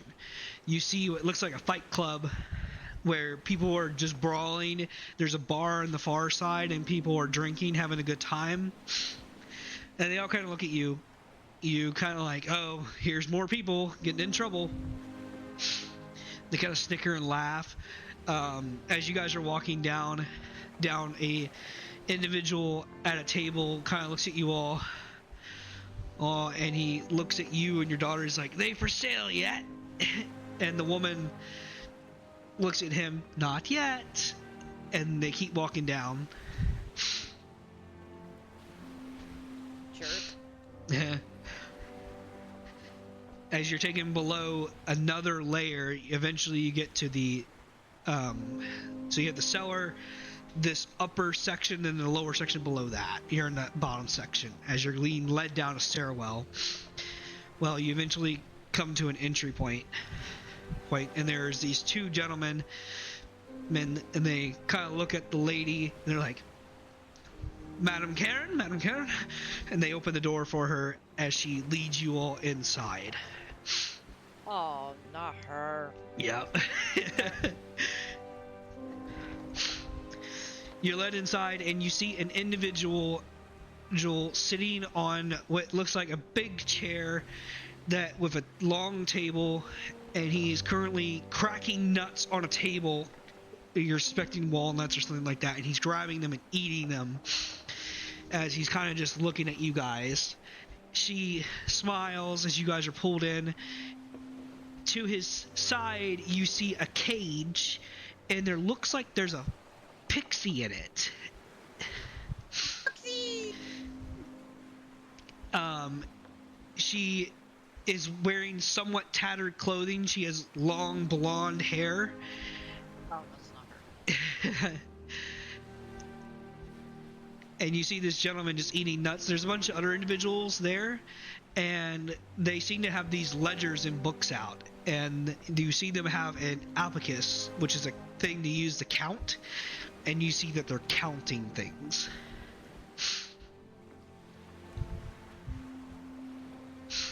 Okay, the counting our day. Okay. You're led in, and you're brought to the center, and the orc kind of pulls you guys into place. The gentleman at the table doesn't talk to you. He kind of just looks over. He's like, oh, how much are we at? We're currently at 475,262 gold pieces. And he kind of looks at your husband, raised an eyebrow at that. Keep counting. And they continue to count. I am going to look at my husband and punch his face, and then just and then I'll go back to my spot like You nothing can't happened. reach him without pulling your kids with him. You are chained to your daughter is chained to your son is chained to him. That's 10 feet of movement with you all chained together. Okay, I will tell my son, punch your father for me, please. Your son looks at you, he's like, I don't want to hurt Daddy. The man behind him raises a hand as if he's going to hit him, and then stops when your son stops talking. The orc looks at you and he smacks you in the face. I spit on his face. Well, tried to anyways. Yeah, it's a pretty big distance to spit, so unfortunately you spit on his leg. On his foot. Yeah. Yeah.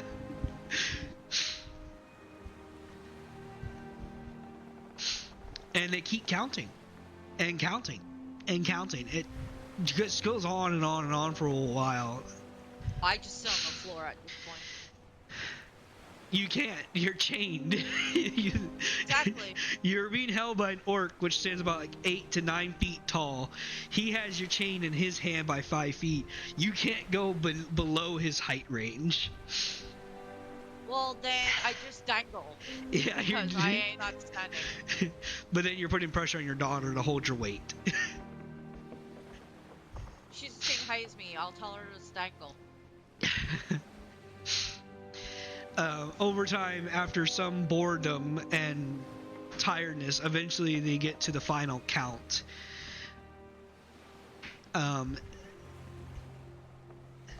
You don't know what the final number is. They're just murmuring back and forth. The man at the table looks at you all. You owe us a lot of money. That, to be fair, not all of it originally came from collections from us, but from other people who were interested in collecting the debts that you have acquired, which we have purchased. So at the present moment, we are but the sole person you now owe.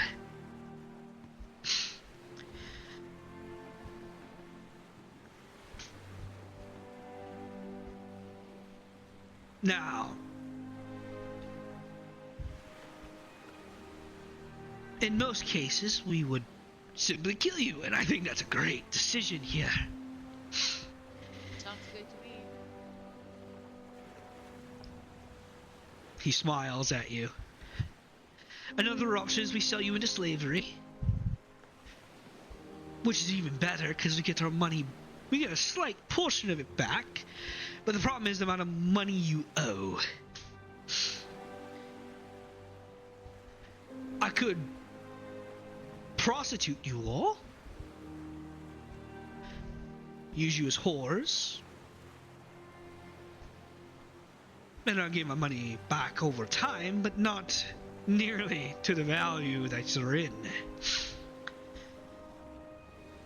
Karen then steps forward and she looks at you and she smiles and she says, this one seems to have some tenacity and ability about herself. She's a known performer in Espera and in other areas as well. I don't think they'll be able to perform again to get the money back that's owed, but perhaps she might be able to acquire it using her skills. I have no skills. Except for a mouth. The man looks at you. So whoring seems like a better option then. Not that kind of mouth. And I look at the orc and I'll be like, and I giggle. The orc blushes. Because he's a little slow. He didn't catch what you meant.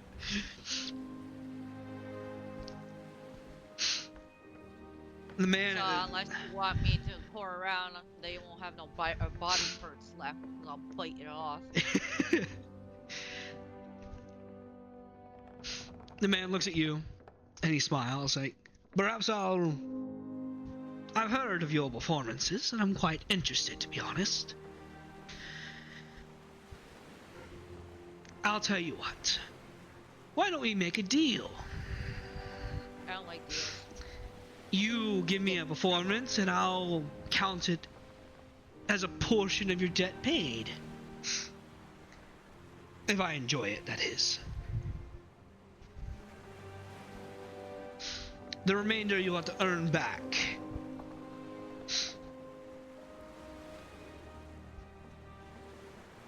Well, I guess I could dance once.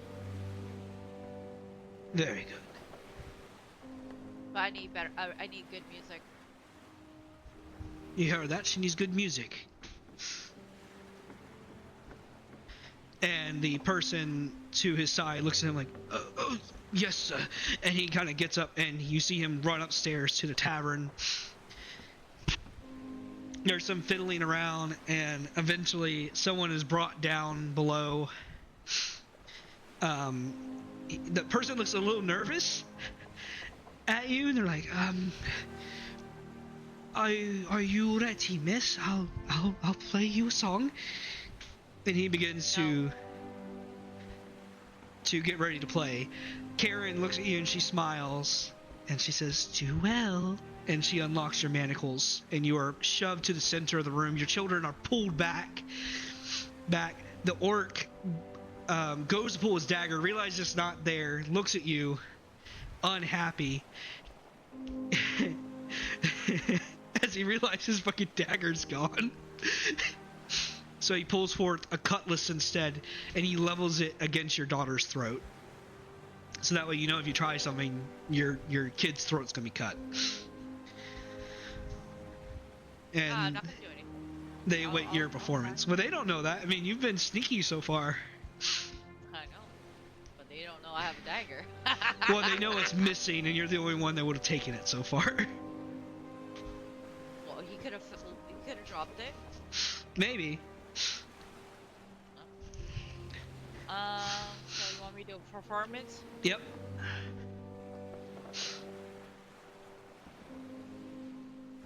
The 16 is good. You dance, and it's about a 2-minute song, so you dance for the full 2 minutes. And they watch as you perform the acrobatics and the beauty of your dance and everything, and most of them love it. The guy you owe the money to, this gentleman, just keeps cracking nuts, which is kind of causing you not to do the best that you could do. And he takes a piece and eats it as he just watches silently. As eventually you finish your performance, and he looks at the person, and he's like, "How much would that have cost at a theater?" And the person's like, about 10 gold pieces, a platinum piece. Alright, remove that from their debt. Upstairs. No, I'm doing D&D upstairs. I just go back and put the manacles back on and just fucking stay there.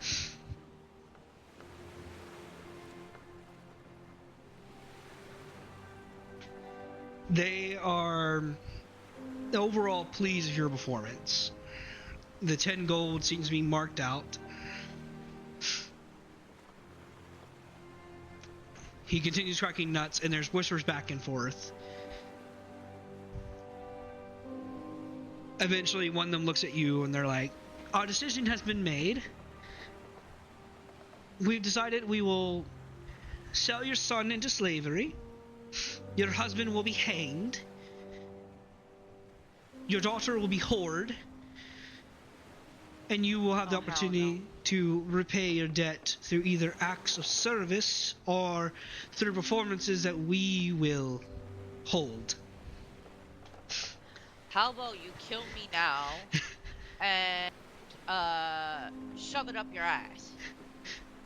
Karen kind of puts her hand on your shoulder and she looks at them.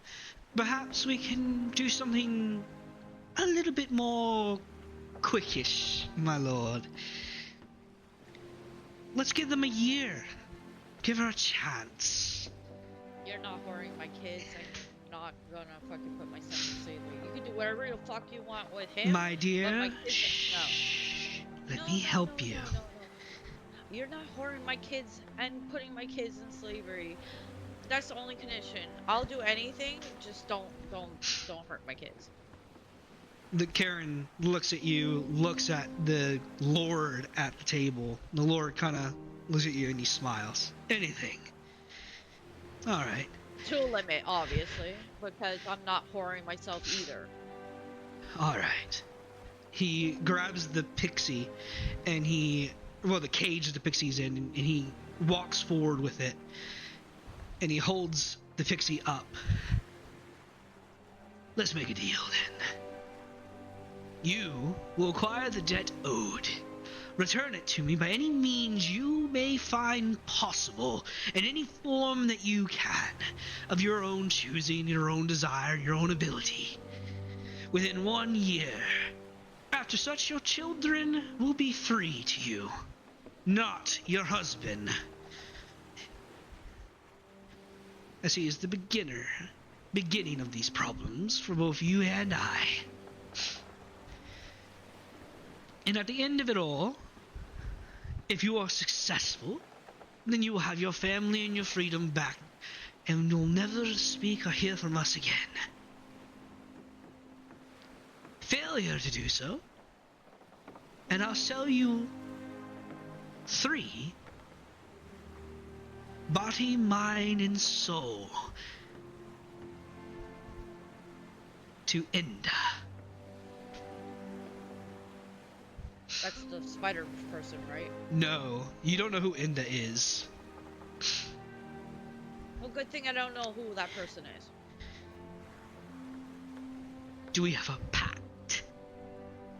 So, get money, send it to you. You leave my kids alone. Aye.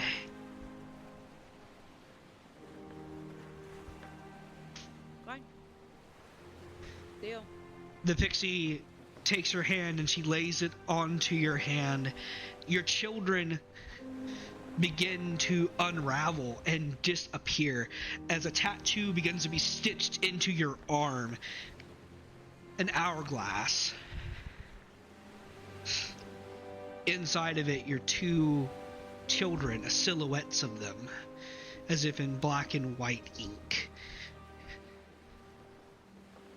As grains of sand slowly begin to fall, counting the seconds that time has passed.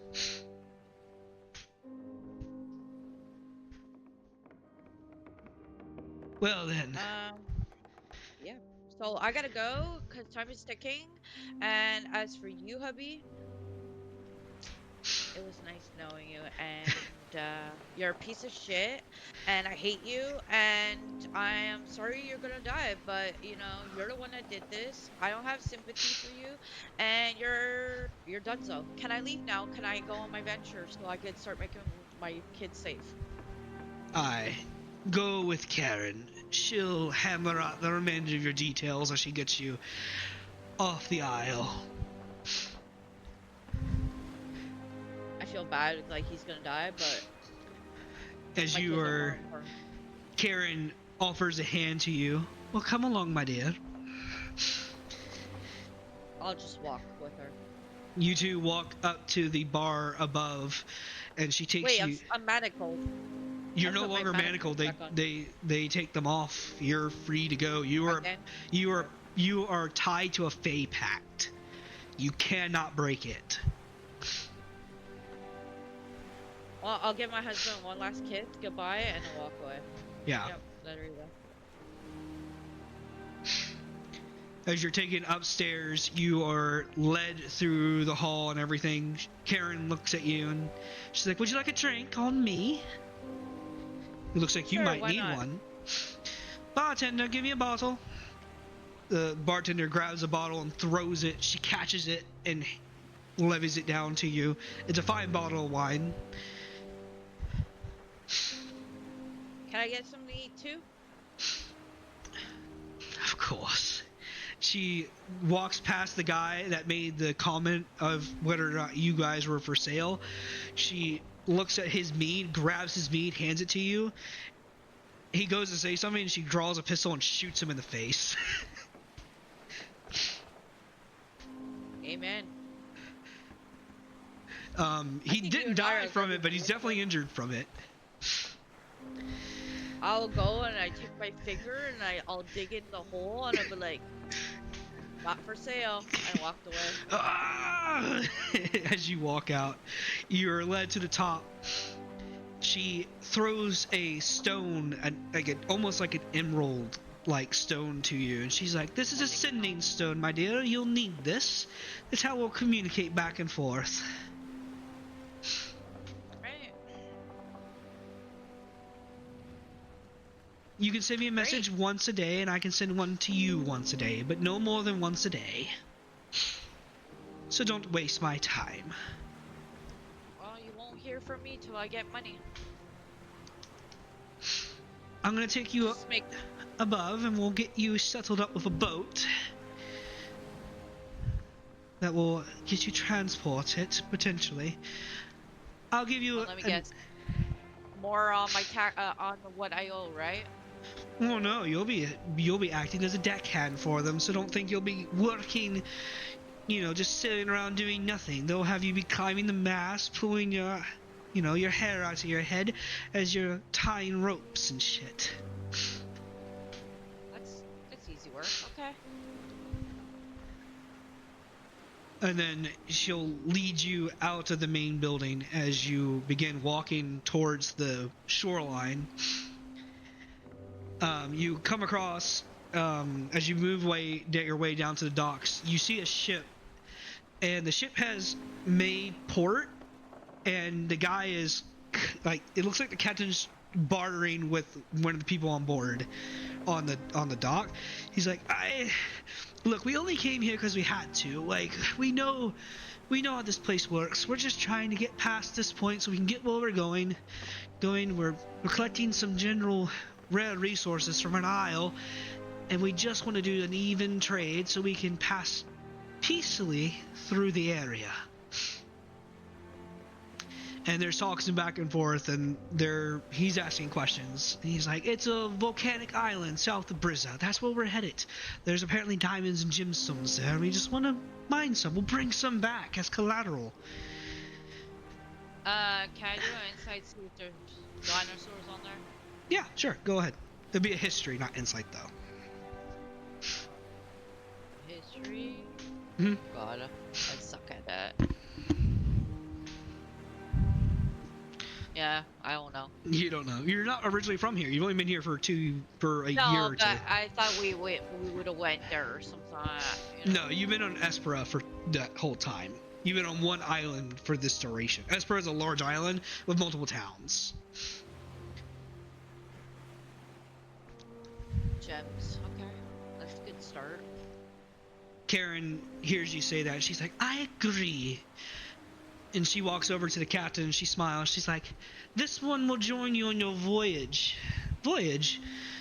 She's a member of my crew, and she's looking for new work. And I'm her dear friend, and we think that you two will get along just fine. She looks at the person that he's haggling with. She's like, I don't know you. Stop haggling this man. Be gone. And she kind of brushes the other guy away. The captain looks at you and looks at her. It's like, so we have your permission to sail the seas freely, right? No problems after this, right? She's like, of course, my dear. Here, take this banner. This will allow you to sail in these shores, on these waters, without any other pirates or brigands attempting to take anything from you at all. And it is a banner of a raven with a red blood-covered beak. Oh, thank you, madam. And he hands it to a very young half-orc child with white hair. Well, go on, boy. Go fly this up to the topmast and get it flying off the banners. And the boy starts climbing up the mast. As he runs up, starts flying it. The captain looks at you and he's like, it's a pleasure to have you aboard, madam. We'll make sure you're tip-top for the journey. You look like you're skin and bone. Let's go get you fed. Come on. I go with him. You're taken over to the galley where there's food, and The cook looks at you, and this is a large dwarf. Big belly, big bushy, kind of wacky beard. He's like, dear fucking God, look at you, my dear. He kind of struffles your hair. Let's get you fucking fed. Make you fat. And he starts cooking grits and bacon and potatoes. And what looks like pancakes. As Better have maple syrup. They don't have syrup, but that's what you have. And they stack it all on board, and he hands it over to you. It's like, oh, eat up, my dear. Get the food in ya. Okay, whatever. I eat it, I guess. I'm gonna probably fucking end up regretting it, but I'll eat it anyways. Yeah, you eat it. You get a good meal down. The boat pulls out of shore and begins sailing away.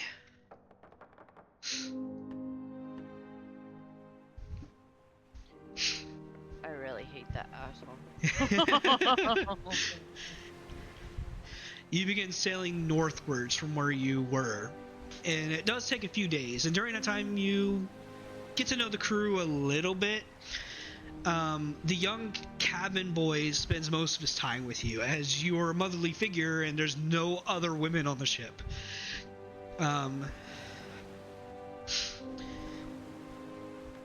Yeah. I still have the dagger. You still have the dagger.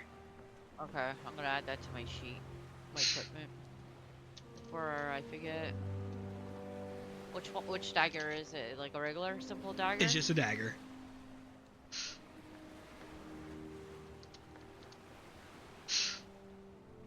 No enchantments, nothing, right? No. Okay. It's saying it's not available. The regular dagger. Oh, there, it worked now. Okay. Okay. You learn the boy's name is Bren, B-R-E-N. Okay. Mm-hmm. And he seems pretty happy to be around you. You're the only woman on board, so he quickly spends, and you're about the same height. So that's good. He's like, wow, you're so small, madam. Yeah, better to hide. Will you play hide and seek with me? Yeah, I would. You go hide first and I'll find you. Alright. Make a stealth check.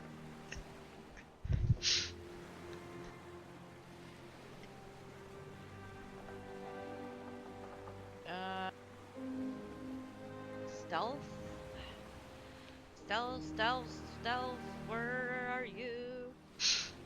There you are.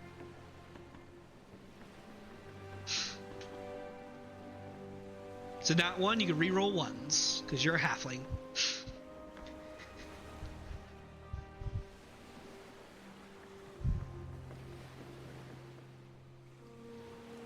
Yeah, you disappear. You disappear, and he is looking for you, and he can't find you. The crew can't find you. They have no idea where the fuck you went. You are just gone.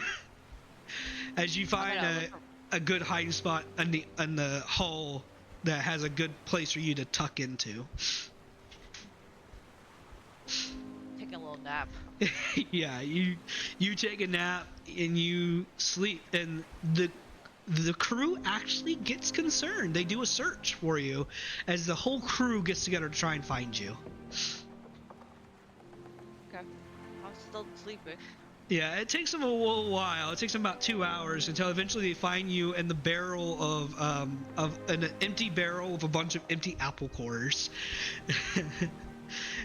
As you've been munching away, as you've just been laying in a barrel this whole time. There you go. And the little boy's like, as the boy isn't the one who found you, it's actually the cook. The cook's like, oh, thank God, golly goodness, madam, you gave us but a good old fright. Well, I told you I'm a good hider. Oh, perhaps you should be the seeker in the young boy Bryn's games then. But then I wouldn't be able to eat apples. Well, we don't want to go through all the rations, madam. And he holds out a hand to help you out the barrel. But you said I need to get fat. You do, and I'm happy you're eating. Now come on. Grab his hand and go with him. You go with him, and the crew are ecstatic that you're safe and sound. They have a banquet. Everyone's happy. Bryn is like, "You disappeared. You were like mist. You just faded away." Yeah, it's good to be small. Will you teach me how to hide like you do? Sure. Thanks, I don't Mom. know how good you'll be able to do it, but you're a pretty big boy. You're not gonna stay small like that forever. No, I hope not. Well, I'm glad I'm small. I can hide in anything. Yeah. The next few days, Bryn spends most of his time wanting to play. You get nits and bits, but from your understanding, he lost his family somewhat recently. The Captain Salero, purchased him and freed him. He was a slave that was freed. But unfortunately, his family died well before that point. Or as far as he's aware, they died. They were separated in the slave trade. And then now, of course, I start thinking about my family. Mm-hmm. The dwarf's name is Talo, Talo, and most of the crew talk to you, and they're happy to introduce themselves and chat and share rations and tell stories.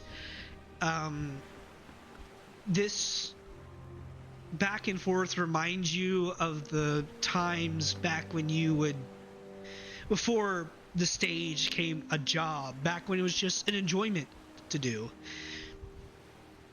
When you would just dance to have fun with your friends, and your husband would watch before you two were even married.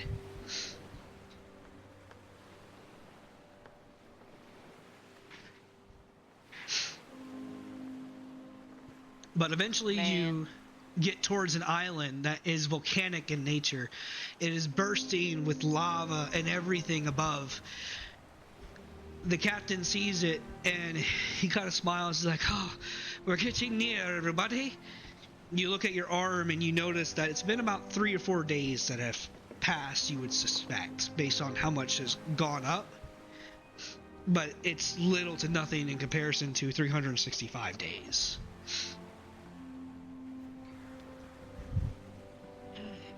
Okay. The crew stand there and they kind of watch the volcano as well as yourself. It is currently lava pouring out of it and everything. So the captain looks at you all and is like, "We're going to make anchor and just wait for it to settle down here. This is one that's known for going to sleep and waking up, going to sleep and waking up. So we give it some time, we should be able to sneak on over and mine." The dwarf goes, "Ha ha, time for my time to shine outside of my cooking skills. What do you say, old Rhea? Happy to go mining with me?" 100%. I need to collect as much as I can. We need to get this hole filled up with gemstones so we can sell them for a good old profit. Hopefully then we can afford to all go home. I don't really have a home anymore. Well, my dear, you're more than welcome to go home with me. I just got rid of my husband. I don't need another one. Oh, no, I'll adopt you like a daughter. I'm too old to be adopted. Well, I come from Chapanya, dear. It's a long ribbon-like country from the dwarven nation there. No, I just want to go back to my kids. Oh, where's your kids at? Where we They left. don't know your story, so. Where we left. They're holding them captive. Oh, well, I'm sorry, my dear. We'll try and make this quick then. Oh, I'll be gone for a while. I need to collect as much money as I can to get them out. Aye.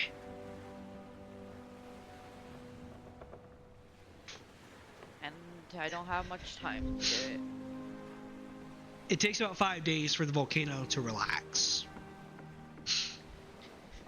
But as it slumbers and goes back to sleep, the crew pull out mining equipment from underneath the ship and they go to work.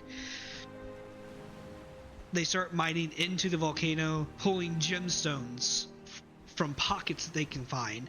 The dwarf Tallow is experienced. He knows how to mine. Of course, all dwarves know how to mine. As he's pulling out gemstones, he's handing them to you and to Bren, and the rest of the crew are kind of packing them into rolling carts, and they're being wheeled back to the ship. Not all of them are nice gemstones, though. Not all these are fancy, things. Some of them are just basic cuts that are used to make tools, simple decorative jewelry and stuff like that. Some of them are just obsidian, but obsidian's still worth something. Okay. You're there for about another week, just mining. So in total, about 20 days there at this island. Okay. Since technically I'm a performer and I wear jewelry, obviously to bedazzle, couldn't I create some of the jewelry into like jewelry? Unless you are skilled in jewelry tools, Okay. then no, but it would make sense that you wouldn't be, because this is stuff that your husband bought and decorated you in and then just threw in the chest that you guys had. And he always bought you new stuff. That's part of the reason why you racked up so much debt.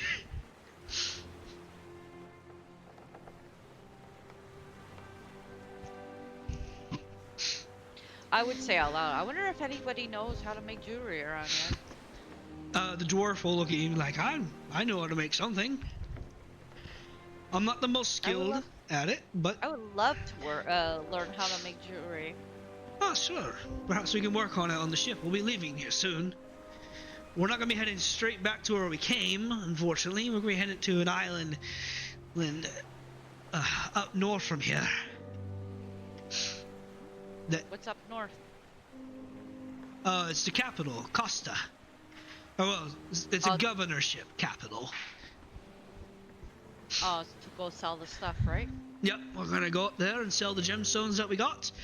And then we'll take the money we earned and we'll pay that down and get your family purchased back for you. And then we'll go from there. How much does my family own again? You can look at your tattoo and you can see it's right in around a range of 600,000 gold pieces. Okay. It's a lot. More than what they have aboard. Obviously. But, yeah.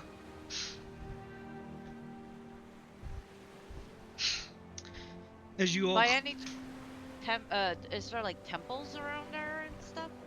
Oh, sure. There's plenty of temples. There's most of the temples in the area are going to be to, Cord, the Wild Mother, the Dawn Father,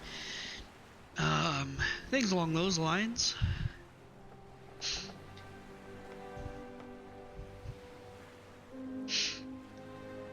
That's good. Aye.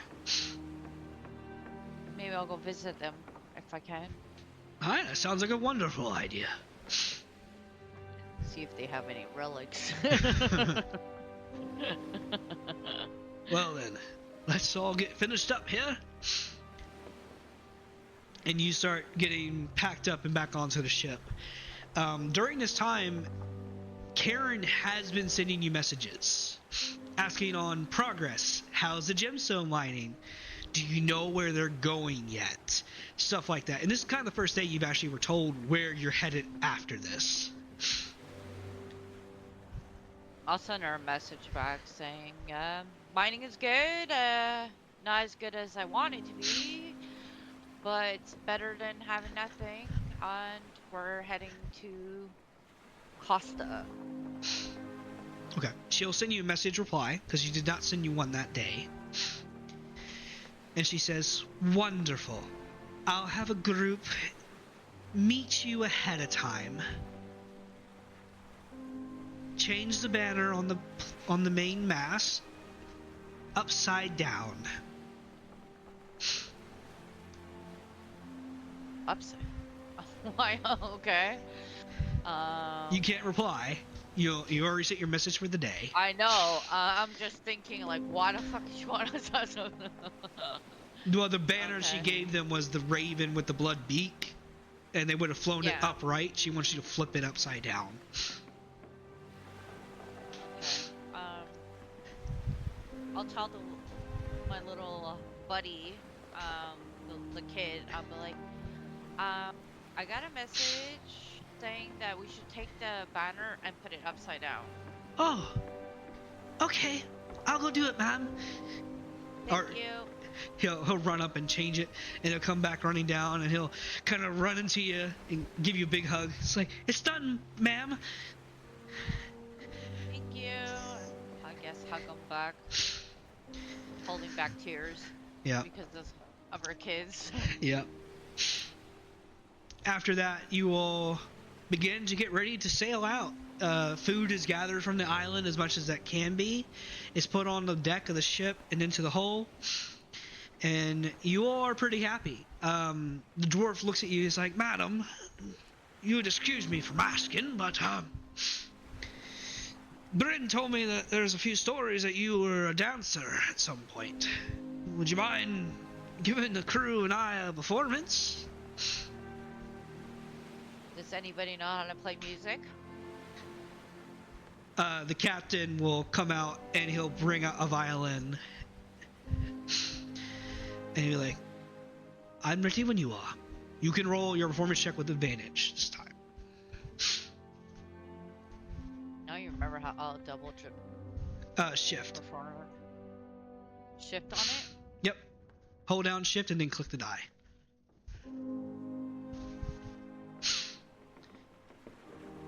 This is a beautiful performance. You haven't had one like this in a very, very long time. All your emotion is put into it. And the crew applaud. Some of them are moved to tears. They just enjoy it. And by the end of it, you are out of breath.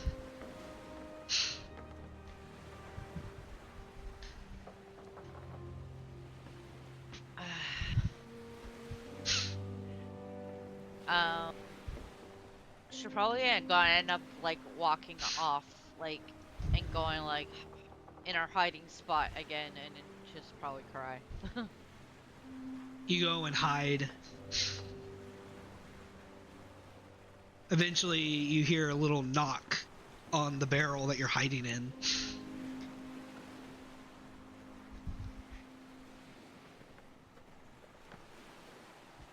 I'm just gonna say I need a moment. I'll be back up in a little bit. Are you sure, ma'am? I can... Yeah, I'm sure. Would you like me to grab you some food? No, thank you. Okay, mom. And Bryn... Did he call me mom? Yeah, he did. He did call you mom. Oh, she's definitely bawling her eyes out. He goes scampering up to the top.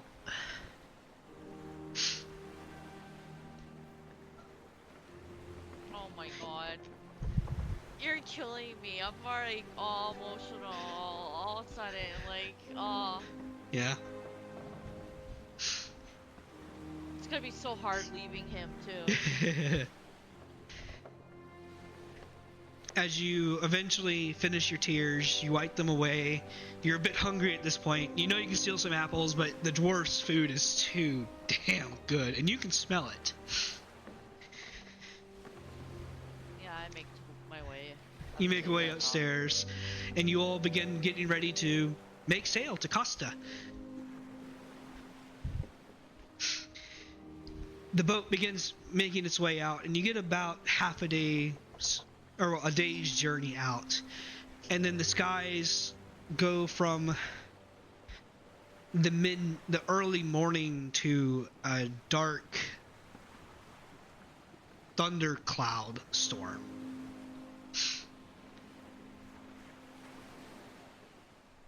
Oh, great. Okay.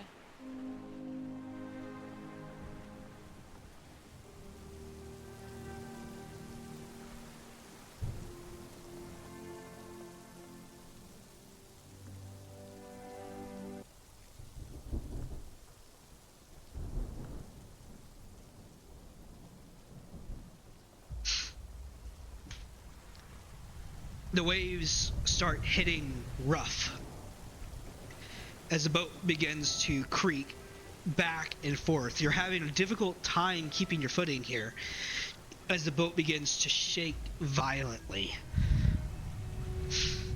The crew are shouting orders. The captain looks at you and he's like, Rhea, please go up onto the topmast and help with the sails.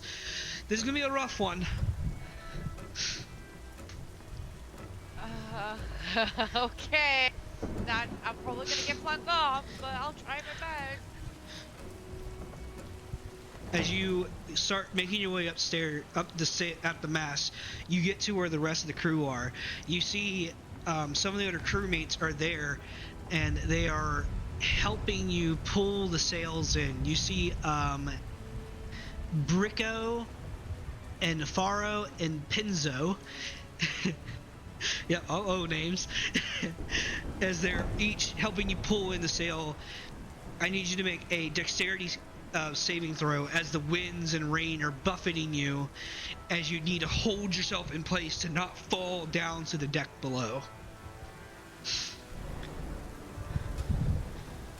A 10. You hold fast. You begin to slip, but Brizzo grabs you. He's like, I got you, Rhea. Don't give up on us. As he pulls you back aboard to help you keep your footing.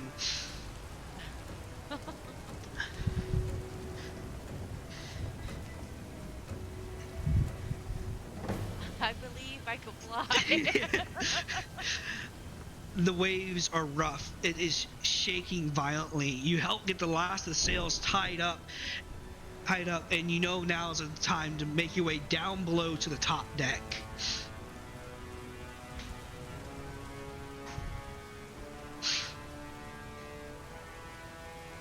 You make your way down and you stay up at the mast. I might as well make my way down. At least it's more safer on the ground than up there. You make your way down and you're on the top deck, and there is thunder and lightning and everything coming around you. This is a bad storm. Good thing I decided to go down. But you're in open ocean. There's no risk of running aground or into a reef or anything. Hey, Kyle. Yeah. The waves keep colliding into you, and the captain's like, we should probably turn towards the waves. I'm gonna rotate us around. And he starts turning the ship in the direction that the waves are coming from. So now you're fucking tie myself against the fucking post at this point. You're turned to face the direction of the post, and you're doing well. As you're riding up the waves, the captain sees a large wave coming, though, and you can see it too. It's easily 600 to 800 feet of a wave. It is massive, and it comes crashing towards you all as it collides into your ship. I need you to make a dexterity saving throw. I will give you advantage because you are tied, or no, I won't give you advantage. I'll give you a flat boost, but just go ahead and roll a dex save. I'm so gonna die. You are hit by the wave. Your rope goes taut as it tightens to the banister, and it breaks the banister free. You begin toppling back, rolling back to the bottom of the deck as you hit the castle, the upper section of the rear castle of the deck, as you just collide straight into it. Ow. Yeah, it fucking hurts. The waves are hitting, the water is over the deck of the ship, and you are not doing good at this moment. A member of the crew runs up and grabs you. Ken grabs you. As he holds on to you, he's like, "We got this, madam. Don't give up on us yet." And he begins helping you, pull you up. He begins moving you over to the side. The captain is calling out orders back and forth. You feel something hit the bottom of the deck. You don't know what it is, but you just feel it collide like a hard hit. The captain looks at you. "Rhea, can you go down below the hole and see what we just hit?" Guess so. Gonna go swimming with the shark. You make your way down below. As you're making your way down, you start seeing water rising up, and you notice that there is a massive breach in the bottom of the hole. It looks like a mass has punctured into you guys. It's not your mass, but a mass of another ship has somehow carried over with you and punctured into your boat. I scream, "There's a mass that's poking through the boat!" Right there in that moment, you see Bryn is off in a corner in the bottom of the hole, and he is cowering right there in a barrel, crying, screaming in fear. Well, obviously, I'll probably like hurry up and try to grab him. Bring him. You grab him by his hand, and at this moment, as you call back, the captain can't hear you from where you are, so you know you need to get to the top of the deck to tell the captain what you know. Yeah. Well, I'll run on and say that there's a mass in the side of the boat. Are you taking Bryn with you or not? No, I'm gonna leave him there and run up there and then run back down. Okay, you run up to the top. You tell the captain, there's a mass in the bottom of the ship. The captain looks at you and he's like, "Fuck! Get the emergency boats out! We're gonna abandon ship!" And I run back down. "I gotta get the baby!"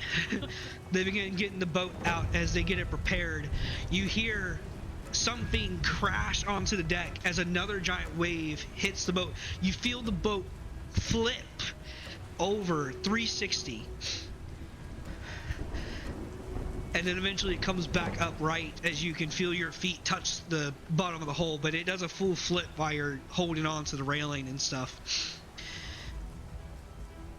As you get below, luckily Bryn's in a barrel, so he just rolls with it, so he doesn't take any damage or anything. But you get down below to where Bryn is, and Bryn is terrified at this moment.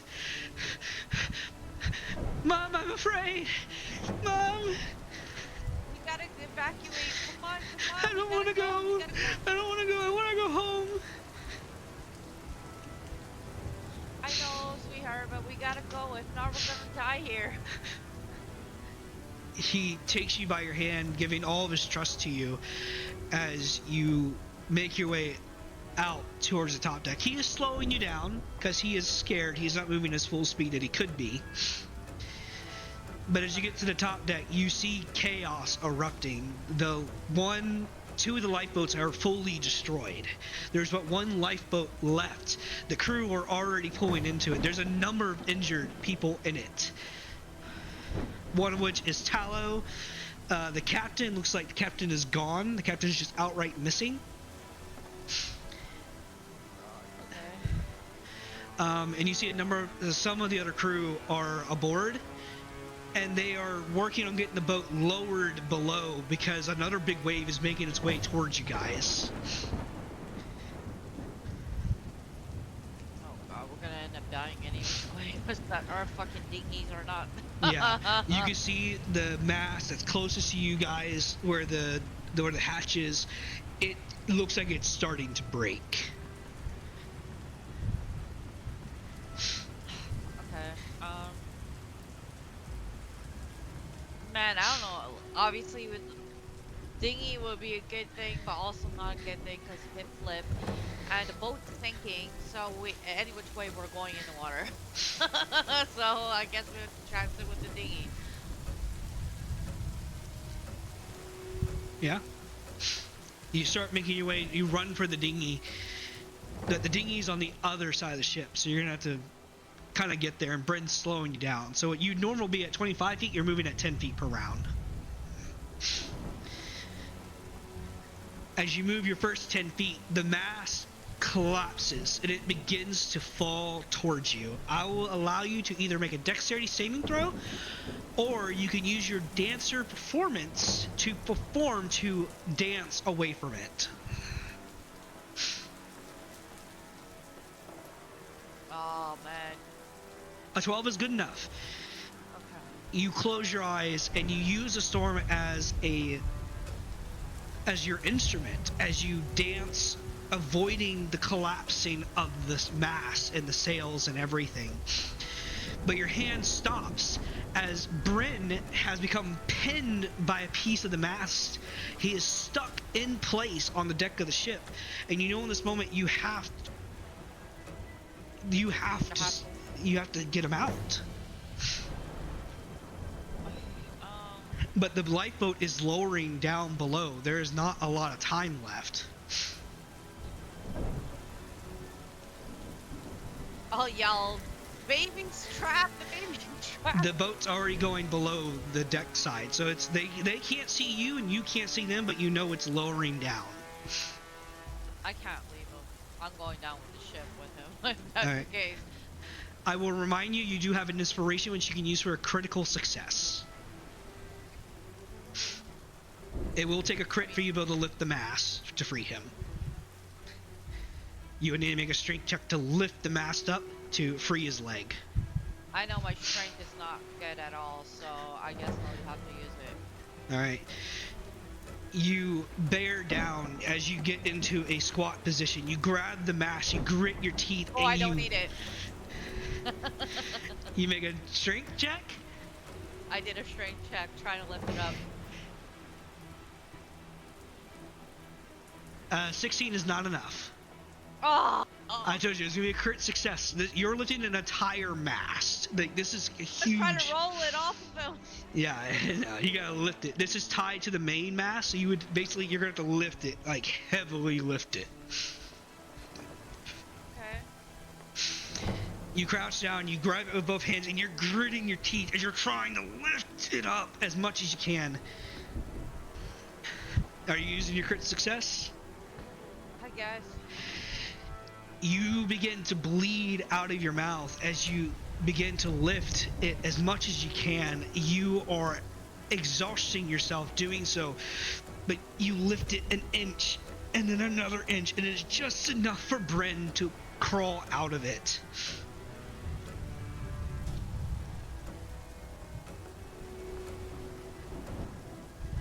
Okay, well, I'm definitely grabbing him and, like, hugging and dragging him at the same time as we're running for the boat.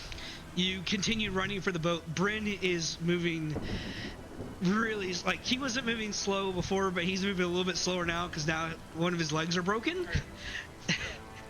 And you are hobbling him to it. But luckily, by the rules of D&D, if you move at half speed because of someone, you move at half speed because of someone regardless. So you're still moving at 10 feet around.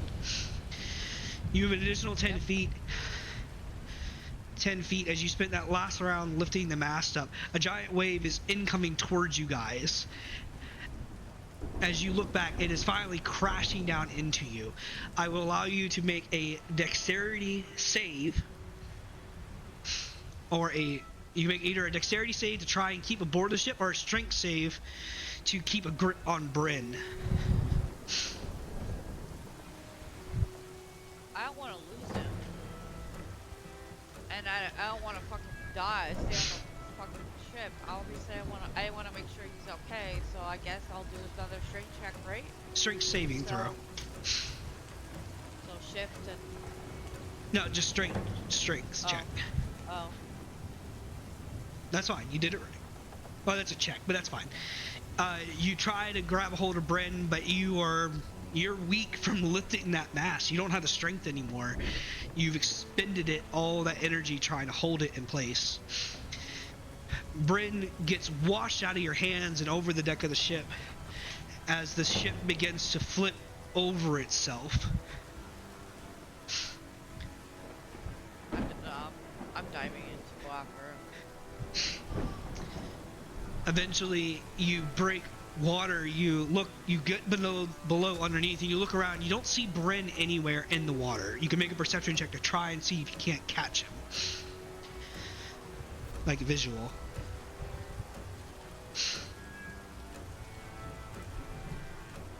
You can't see him from where you are. It's too covered in ocean. But you see the boat. You see a barrel kind of starting to float up. You know, because there were some barrels on the top deck, and they're starting to float to the top of the water. You swim up and you break water, and you kind of look around, and you catch the boat off to the side. It is trying to survive as much as it can, and it is tied by, there's a rope that's holding the lifeboat to the main ship, and the main ship is going down, so it's starting to pull the lifeboat below the waterline. Tallow is holding on to Bryn, pulling him onto the boat. It seems that he floated towards them, luckily. But in this moment, you see the rope, and it's about 20 feet away from you, but you can swim to it and cut it with your dagger. Yeah, that's all I'll do. You swim to it and you cut it with the dagger.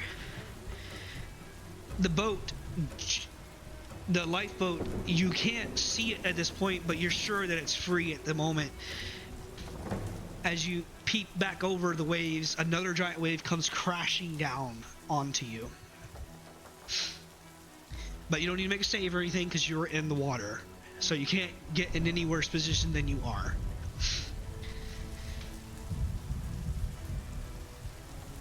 By the time you come up and you can look around, the lifeboat is gone. You cannot see it anymore. Oh yay, so I'm grabbing one of those barrels. You grab a hold of a barrel and do you climb inside of it, or you just hold on to the top of it? I'll grab inside of it. You climb inside of it and you ride it up as much as you can, and the rain just pours as the waves come crashing back and forth constantly. Let me fucking gravel after that. Okay, well, let's best bet it instead of being fucking open water and getting attacked by sharks or something. At least I have something that attacks me. Yeah. I'll keep on calling and see if anybody's around. Hopefully they'll be able to hear me or something. You call out, you shout. You look around as eventually the waves do calm down. Eventually, you know if you keep shouting, your voice will go hoarse and you won't be able to speak. Yeah. Do you keep calling? No.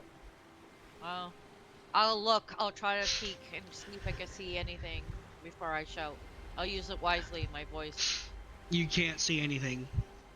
There's nothing but the water and ocean around you. I'll try to shout one more time. Nothing. Then I give up. You lay in the barrel as you just float and float and float.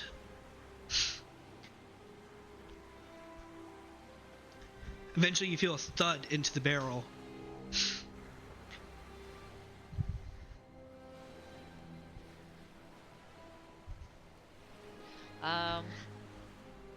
I guess peek and see what's hitting those barrels.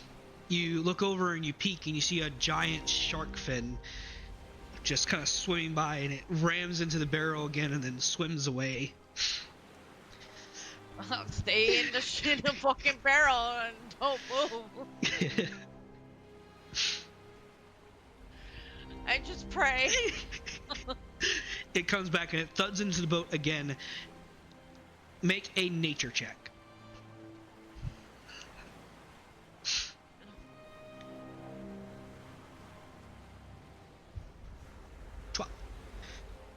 Good enough. You know sharks will thud something before they attack.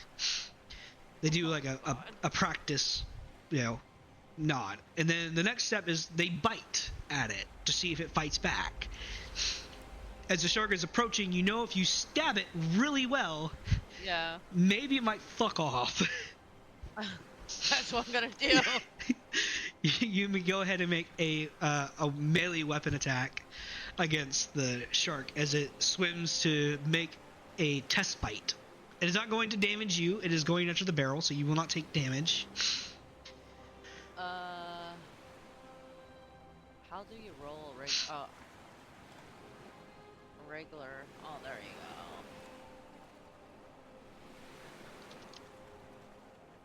go. Oh, that definitely hits. Fuck off, you fish! I'll make sushi of you. Yeah, you hit, and that shark, it has blood flirting out of it, and it swims away from you. But your barrel now has holes in it from when it got around the barrel and bit into it with its two jaws. I'm gonna like cut pieces of my clothing a little bit and like shove it into holes. Yeah, you rip some pieces of your clothing and you put them in. Your clothes are seeping water into the barrel because it's fabric, and fabric does allow water to travel through it, but it's not doing it as fast. And then meanwhile, I'm like trying to like cup my hands and like throwing water out. Yeah, you do that. It's a pointless endeavor, but you try. I'm making like cloth and like wringing it out. Yeah. I will scream, help! As the third day comes to a close, you are tired because you've been working that whole time shoveling water out, trying to keep it cleared as much as you can. You are getting worn out at this point. I'm gonna see if I can find any place to like an island or something I could like land on for. As of currently, it's still just open ocean. Oh god, I'm gonna die. Yeah.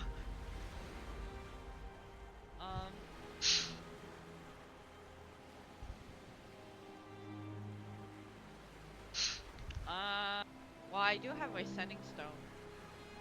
So I'll send a message to her and say, ship topside. I'm gonna die. Guess your investment is done for. You send the message, and a little bit passes, and then you get a message back. Oh, what's a shame. Well, pleasure doing business. Let me know if you survive. I won't say anything.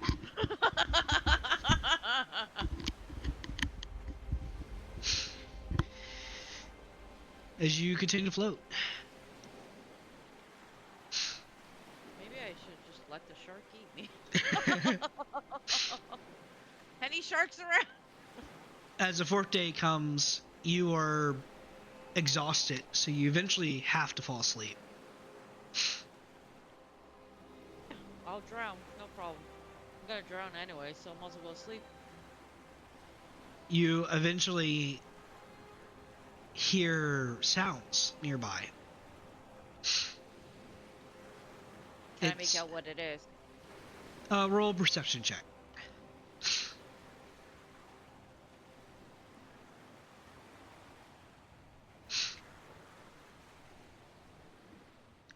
You hear the sounds of two children, a boy and a girl. I'll scream, help! You go to shout, but you realize that your face is in the sand as you regain your consciousness. So you're shouting into the sand at the moment. But well, I put my head and say, help! The boy is looking at you as they're kind of standing over you, and you look at them, and at first it's your kids, but that illusion quickly fades as you see two half-drow children looking at you.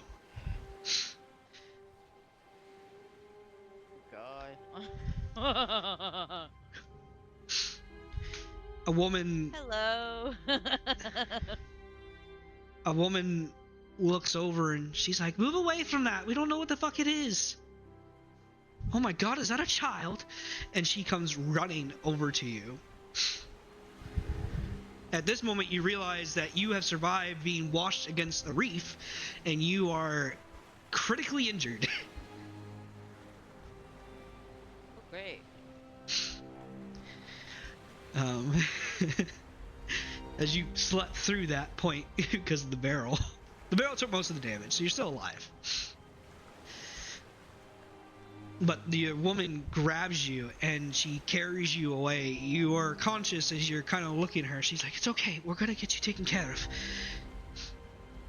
As you hear the door of their house opening, she carries you inside to a bed, and you're laid into it. It's a straw bed, so it's not the most comfortable bed you've ever slept in, but it's decent.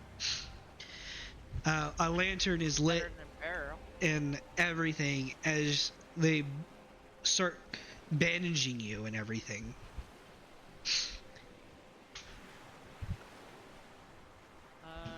Thank you.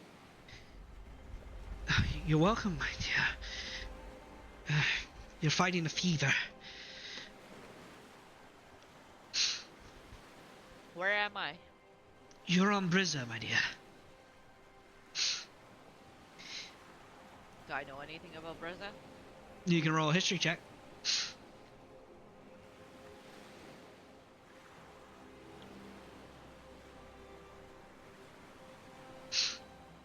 Nope.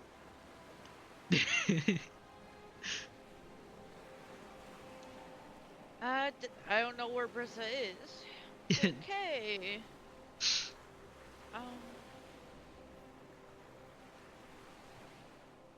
I don't know what to say. Zevran, get me a warm washcloth. And Zevran walks over and he brings a warm washcloth, and she takes it and she starts dabbing it on your head.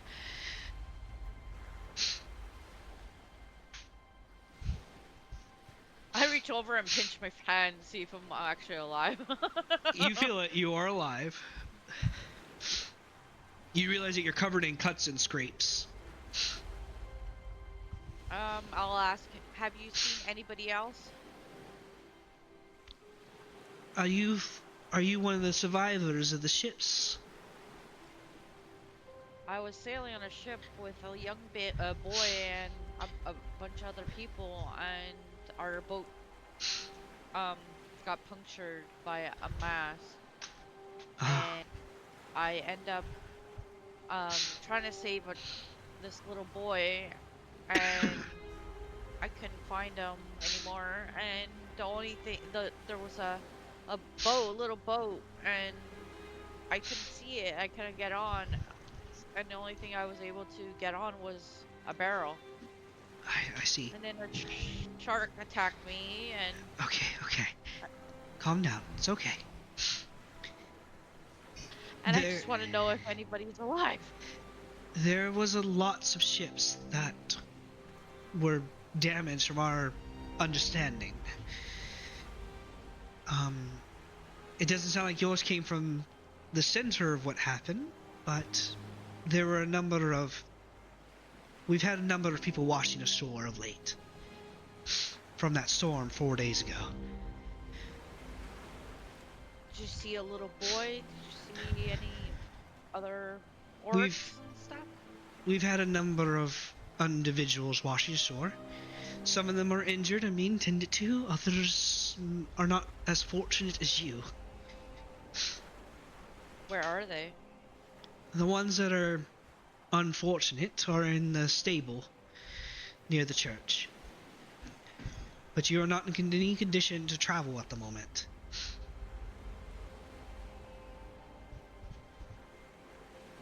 I really gotta go, and I gotta find a way. I am in like trouble. My kids are in trouble. I gotta make money. I gotta, I gotta see these people. Make a persuasion.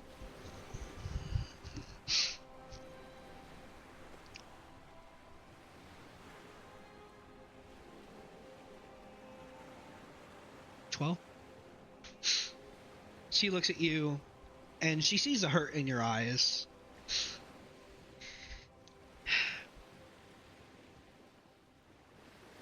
Zindra. And I look it down on my arm with the marking, and see how long I have left. You have time. Zindra, go into my room under my bed in the ornate chest. There's a bottle in there. Bring it to me. Okay, ma. And she runs and she grabs it and brings it back. The woman looks at you and she's like, "This is a potion that I obtained through my work,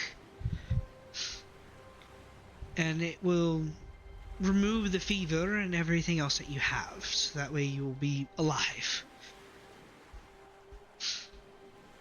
She'll hold it towards you and stop. "This is very expensive. I was hoping to use it eventually for my children, in case they ever suffered." I'd rather your kids have it. I I appreciate really don't it. want to take something away from your children. I'm a mother of 2, and I know how it is. When they get sick, it's hard to take care of them. She'll hand the bottle back to Zindra, and Zindra will close it. "You need to rest, then."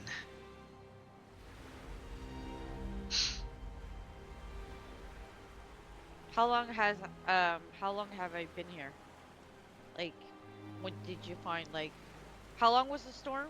4 days, you said? The storm was 4 days ago. You just washed ashore, and they just found you and just brought you to their house. And you don't know how long you've been in and out of consciousness since you arrived here, but if you ask her, she'd be like, "It's still only been a day, my dear. It's only been a few hours. You've been going in and out quite a bit."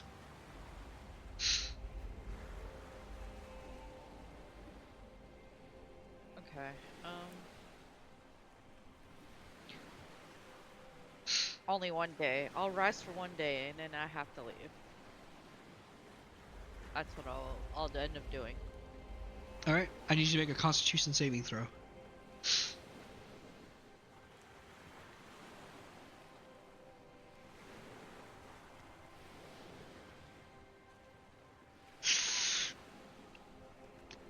Your fever gets bad.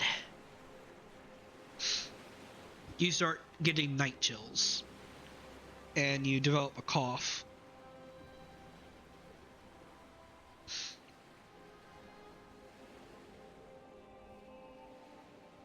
Oh, okay. You're currently suffering the diseased effect, essentially.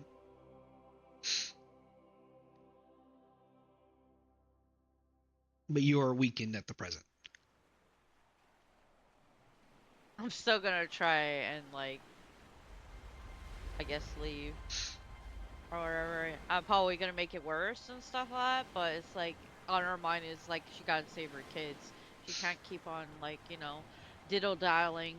She went in mining for gems, but now she lost the gems, so now she has to start all over again. I mean, you have a year, so you have time. Yeah, but the dad's gonna take forever, especially once I get with the crew. It's gonna be hard for me to get anything unless I constantly pickpocket them. Yeah. The woman will look at you and push you back down onto the bed. "I did not say you're good to travel yet." Can I at least go outside and get some air? She'll look at you and she'll look out a window, and she'll open the window and the curtains, and then she sits beside you and looks at you.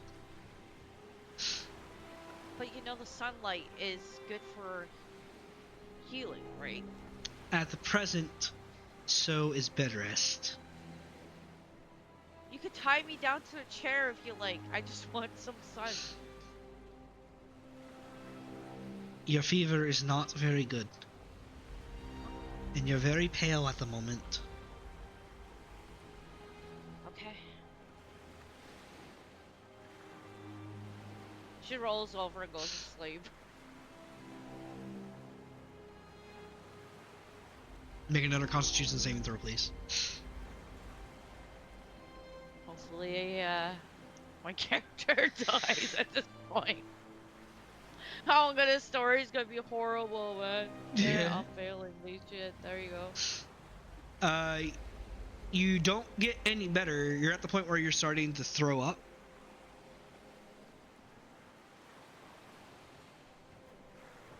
Eventually, the drow woman, you don't remember when or how or what time, but you feel yourself propped up and she is spoon feeding you something.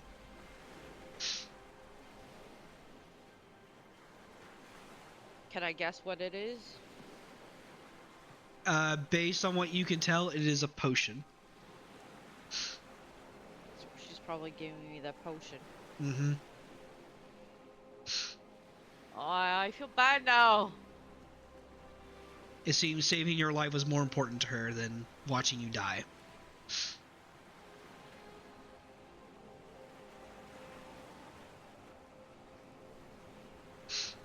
But with it, you feel the side effects dissipate.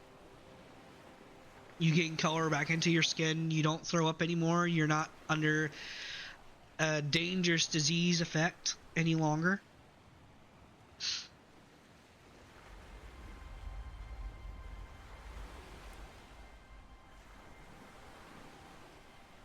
As you feel yourself return to normal.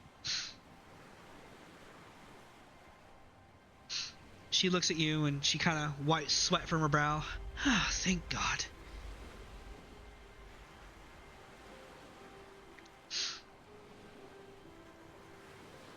You didn't have to do that.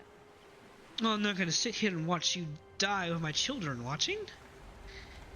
Well, that's why I want to go outside.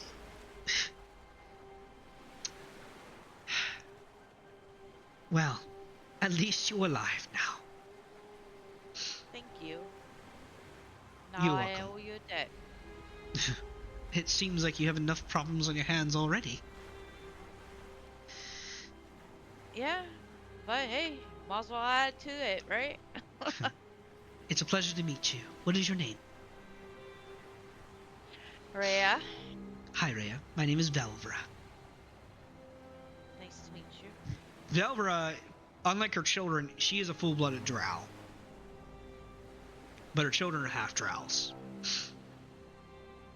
What do they mix with? As far as you can tell, it looks like they're a mix of human. Says it's just you and the children? Yes. Blessings for my job. What do you do? She looks at you and she smiles. I'm a whore. But a good one. So I'm guessing the kids were created by all that action. Okay, gotcha. Oh, you got beautiful kids. Thank you.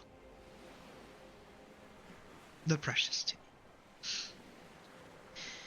Well, it seems the fever is gone, and you seem to be in a little bit tip-top shape. Yeah, thanks to you and your beautiful kids. Wow. Well, I don't want to take too much of your time, and I really appreciate everything that you did. I don't have a gold or anything, but I'm willing to do something to repay you for your help. I'll keep that in mind. You wanted to go to the stable near the church, right? I would like to see if I can find any of my crewmates that I was with, yeah. Of course. Well, I'll walk you in that direction. I have to go to the tavern anyway. Okay. She kind of walks with you in that direction. Maybe I should do some performance and get some gold at least. Eventually, you walk in that direction and you find this small church. It has a bell tower with it, but it's only like a one story but taller church. It's a Church of the Dawn Father, and off to the side there is a stable that has a woman that has a bandana on, a white bandana, and which looks like a face mask. You see a gentleman walk out the door, and he seems a bit rude as he's walking out, and he walks away, and the woman kind of looks at you, and what do you do? I'm looking for some members that was on the boat. I was wondering if they were here. Oh, of course. She takes a cloth and you see her pour some alcohol on it and some lavender, and she hands it to you. Put it on. It's ratchet. Like it for medieval standards, this is sanitary, but it is rough. Great. And you walk inside, and it is a gorish sight. You see a priest is standing over a body, and he seems to be saying a prayer over them, but the priest himself looks... He's not dressed in priestly gowns. He's dressed in like a trench coat that's a little bit worn. He smells of booze from what you can smell. Maybe it's just the cloth you're wearing. But there's bodies stacked around. They're not laid individually. They're just kind of stacked on top of each other for the most part.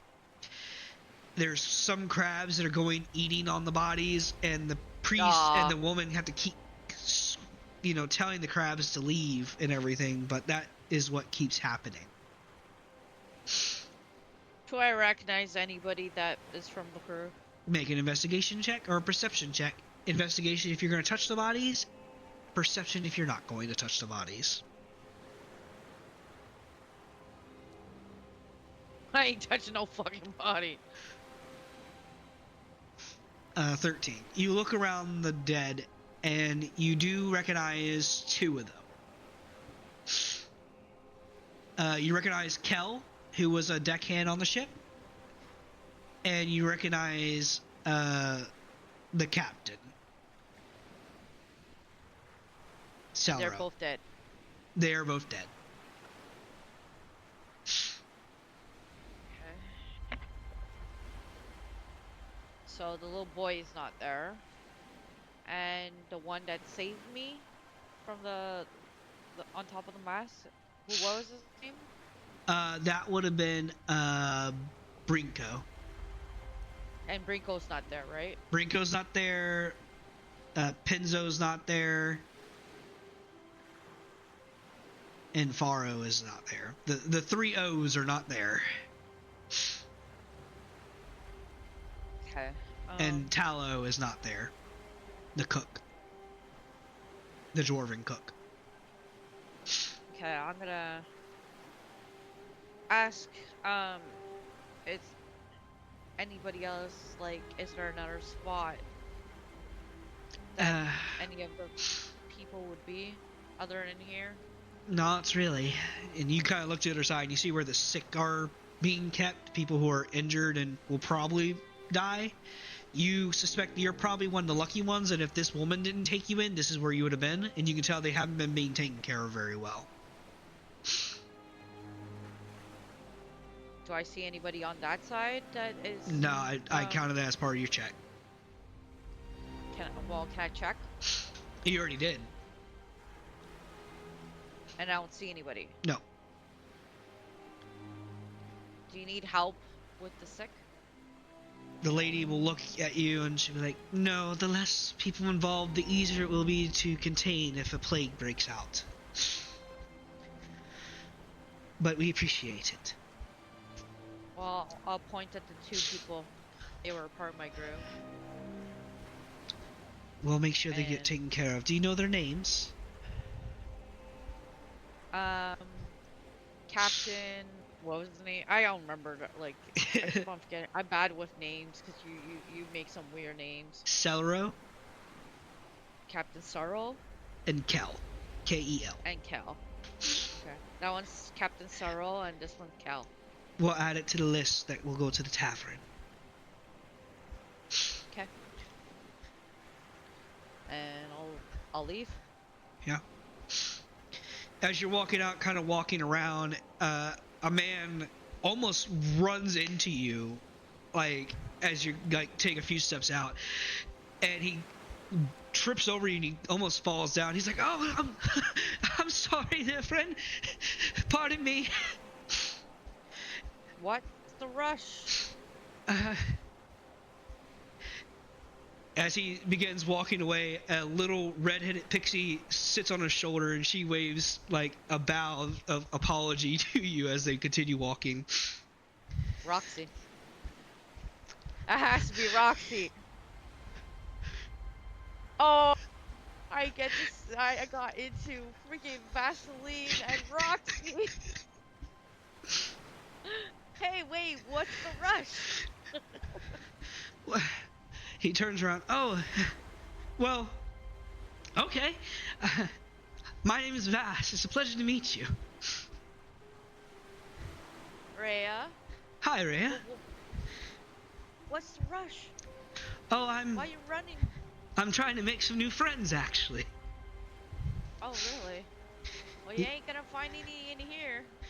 No, unfortunately not. But I just left a new friend that I just made recently. Oh. And Yeah. what's their name?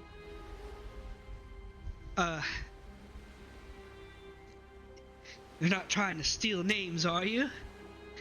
No, I'm actually looking for a bunch of people, and I was wondering if you came across them. Probably not. And what's her name? Oh, well, I'm Vass, and this is Roxy. Roxy kind of waves at you. Well, she's very pretty. Don't mind her. She unfortunately doesn't have the ability to speak. So I speak for her when I can.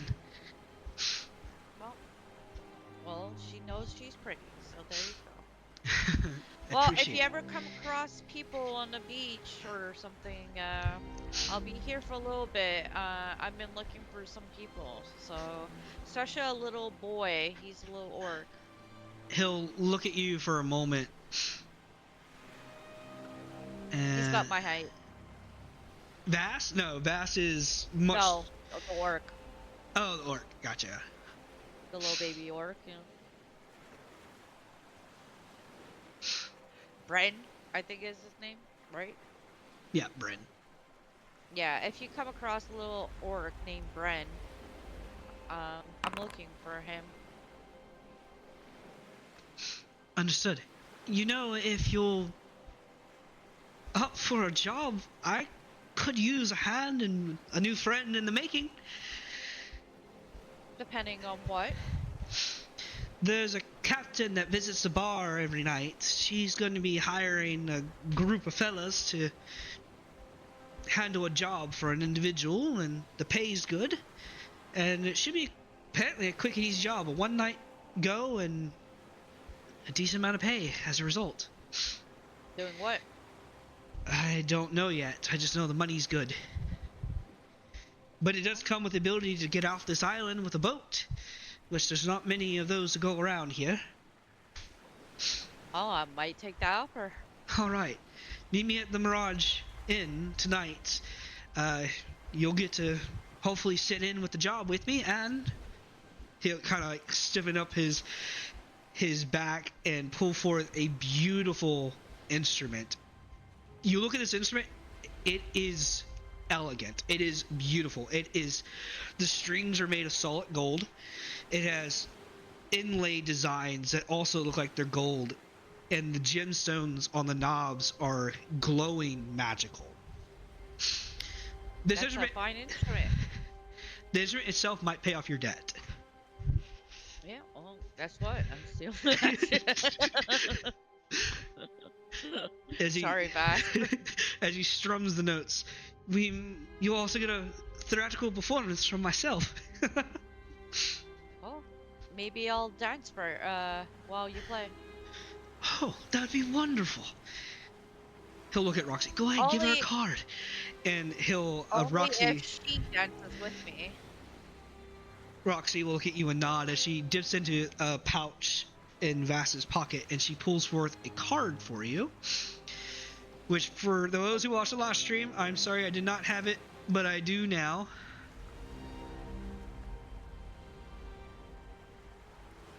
Nope, come on.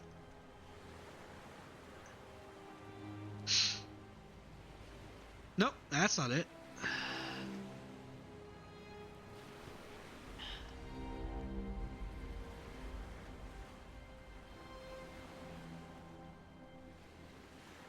Why is it doing that? So Crow got a hold of seen Vass and Roxy, and looks like. So I guess this is gonna be the town. Oh great.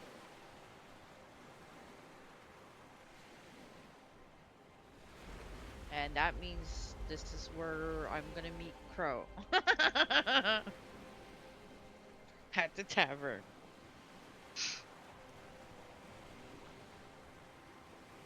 Okay.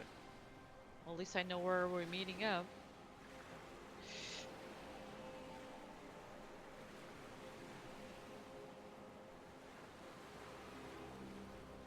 See if I can't get this to work properly.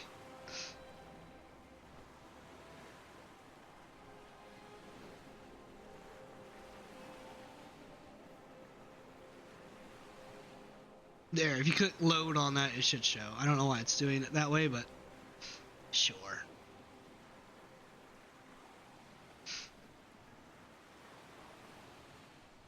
Aw, look at them. And for people that don't know, Roxy is one of my characters that I played a long time ago. But it says, drink on us a night of fun and music at the Mirajan Inn. Okay. She puts in her pocket. I'm not from around here, but where is the Miraja Inn? Oh, it's in that direction. But it won't be till tonight, so if you have anything to do in the meantime, go relax. Yeah, I might find a tree and just, relax and take it easy. Alright, go ahead. I'll meet you there then. Alright then. Bye, Rhea. Bye. Roxy flies over. She lands on your hand, bows, and then she flies back onto Vass as the two of them walk off, looking for more potential companions. Alright, well, I don't know what I'm gonna do. I'll probably see if I can find a place to make money, I guess, while I wait. Yeah. I will... In the meantime...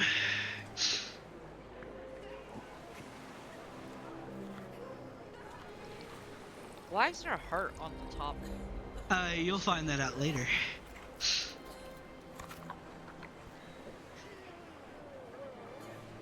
Is that like my one life? No. As night begins to fall, how are you wanting to make coin during the day? I don't know, maybe like cleaning tables, maybe the pub that I'm supposed to go to or something. Okay, so you're gonna make money at the pub. The lady is there, the woman, and she is happy to have you help. She convinces the bar owner, Tavion, to allow you to wait on the tables. If you want to go ahead and make your way inside the tavern.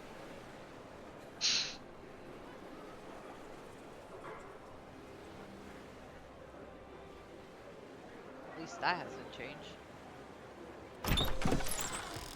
Oh shit, that door is loud. Oh! Okay. And yeah, you begin waiting on tables. Velvera is right here. You see Wait. Vass on the far side, as he does eventually come in, playing an instrument, and that's where we'll end your session 0. Is you waiting tables, helping give everyone booze and drinks. Right. I hope you enjoyed your Sounds session good. 0. It was nuts.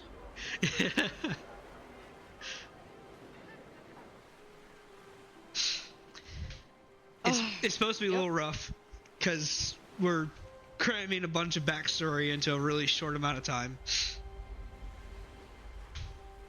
Yeah. Yeah, but you got to meet Roxy and Vass. You met some Yes, crew. I'm so happy. Yeah. I'm thinking I'm gonna just hang out with them. Fuck the crew.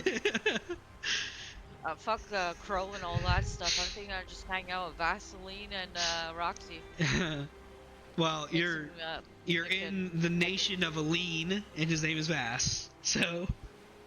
yep, that makes sense. No, I'm just gonna hang out with them and forget about Crow and all that stuff and make some money by dancing and performing since I have a good well, my character doesn't know, but I know he's amazing at playing music. So Yeah. yep. But overall, how would you think of your session 0? I just hope I find that boy. Yeah. But knowing you, we probably killed him off, and I'm gonna be No. upset. I promise I you're didn't kill him supposed to. off. Okay. I usually use my inspiration to try to save this guy. He better not be freaking dead, okay? I wouldn't I'll do be freaking pissed. I'll mark my inspiration since I don't have it no more. that. But Yeah, unfortunately, your inspiration is spent. That's part of my goal starting session 0. Is I gave you guys inspiration, and now I need to get you to spend it. that's fine. I didn't. It's worth it. I'd rather save. Like you know me, I'm gonna end up saving kid. I have to. You Yeah. know, like I'm a mom outside, and of course, this game, I'm a mom. Like she's a mom, she's gonna do anything, and even if it hurts the crap out of her, you know what I mean? Cause being around kids, she still thinks of them. You know, she has to help them. And now she sees Roxy, and I know Roxy's not a kid, but hers, like she's tiny. I have to take care of her too. You know. Yeah. I would say at this moment, your mood would be happy because Velvera's kids are in the tavern, Zarin and Zindra, and they're Yeah. running around playing. They're having fun in the tavern right now. So your mood would be up because of them. But also be down a little bit because there's also people gambling. Yeah, it's okay. It's perfect for me because every chance I get, I'm gonna pickpocket them. Well, we'll take care of that next session when we do our session wait. 1. Oh yeah, I'm pickpocketing everybody, including my crew. Watch me, eh? Yeah. Well, I need all the money. I'm gonna be the fucking cunt about cunts, but mama of like all mamas, so they wouldn't know I'm a cunt. Yeah. well, I'm gonna be like the evil, fucking tiefling that's not even a tiefling. Watch me. Yeah. Well, you read a book about how to become one. Yep, exactly. Well, I hope everyone enjoyed the session. And yeah, the next one up is going to be Apple and Tilligorn, and then Foom will be last. Yeah. So it'll be a while before you get to see a stream again. Yeah, it'll be a little while, but we're going through them slowly, and that's all that matters. Yeah, and once they do their whole thing, I'm watching every single section. So, and I'll stream it so you guys can watch their point of view too. Yeah. All right. Bye. All right. Bye.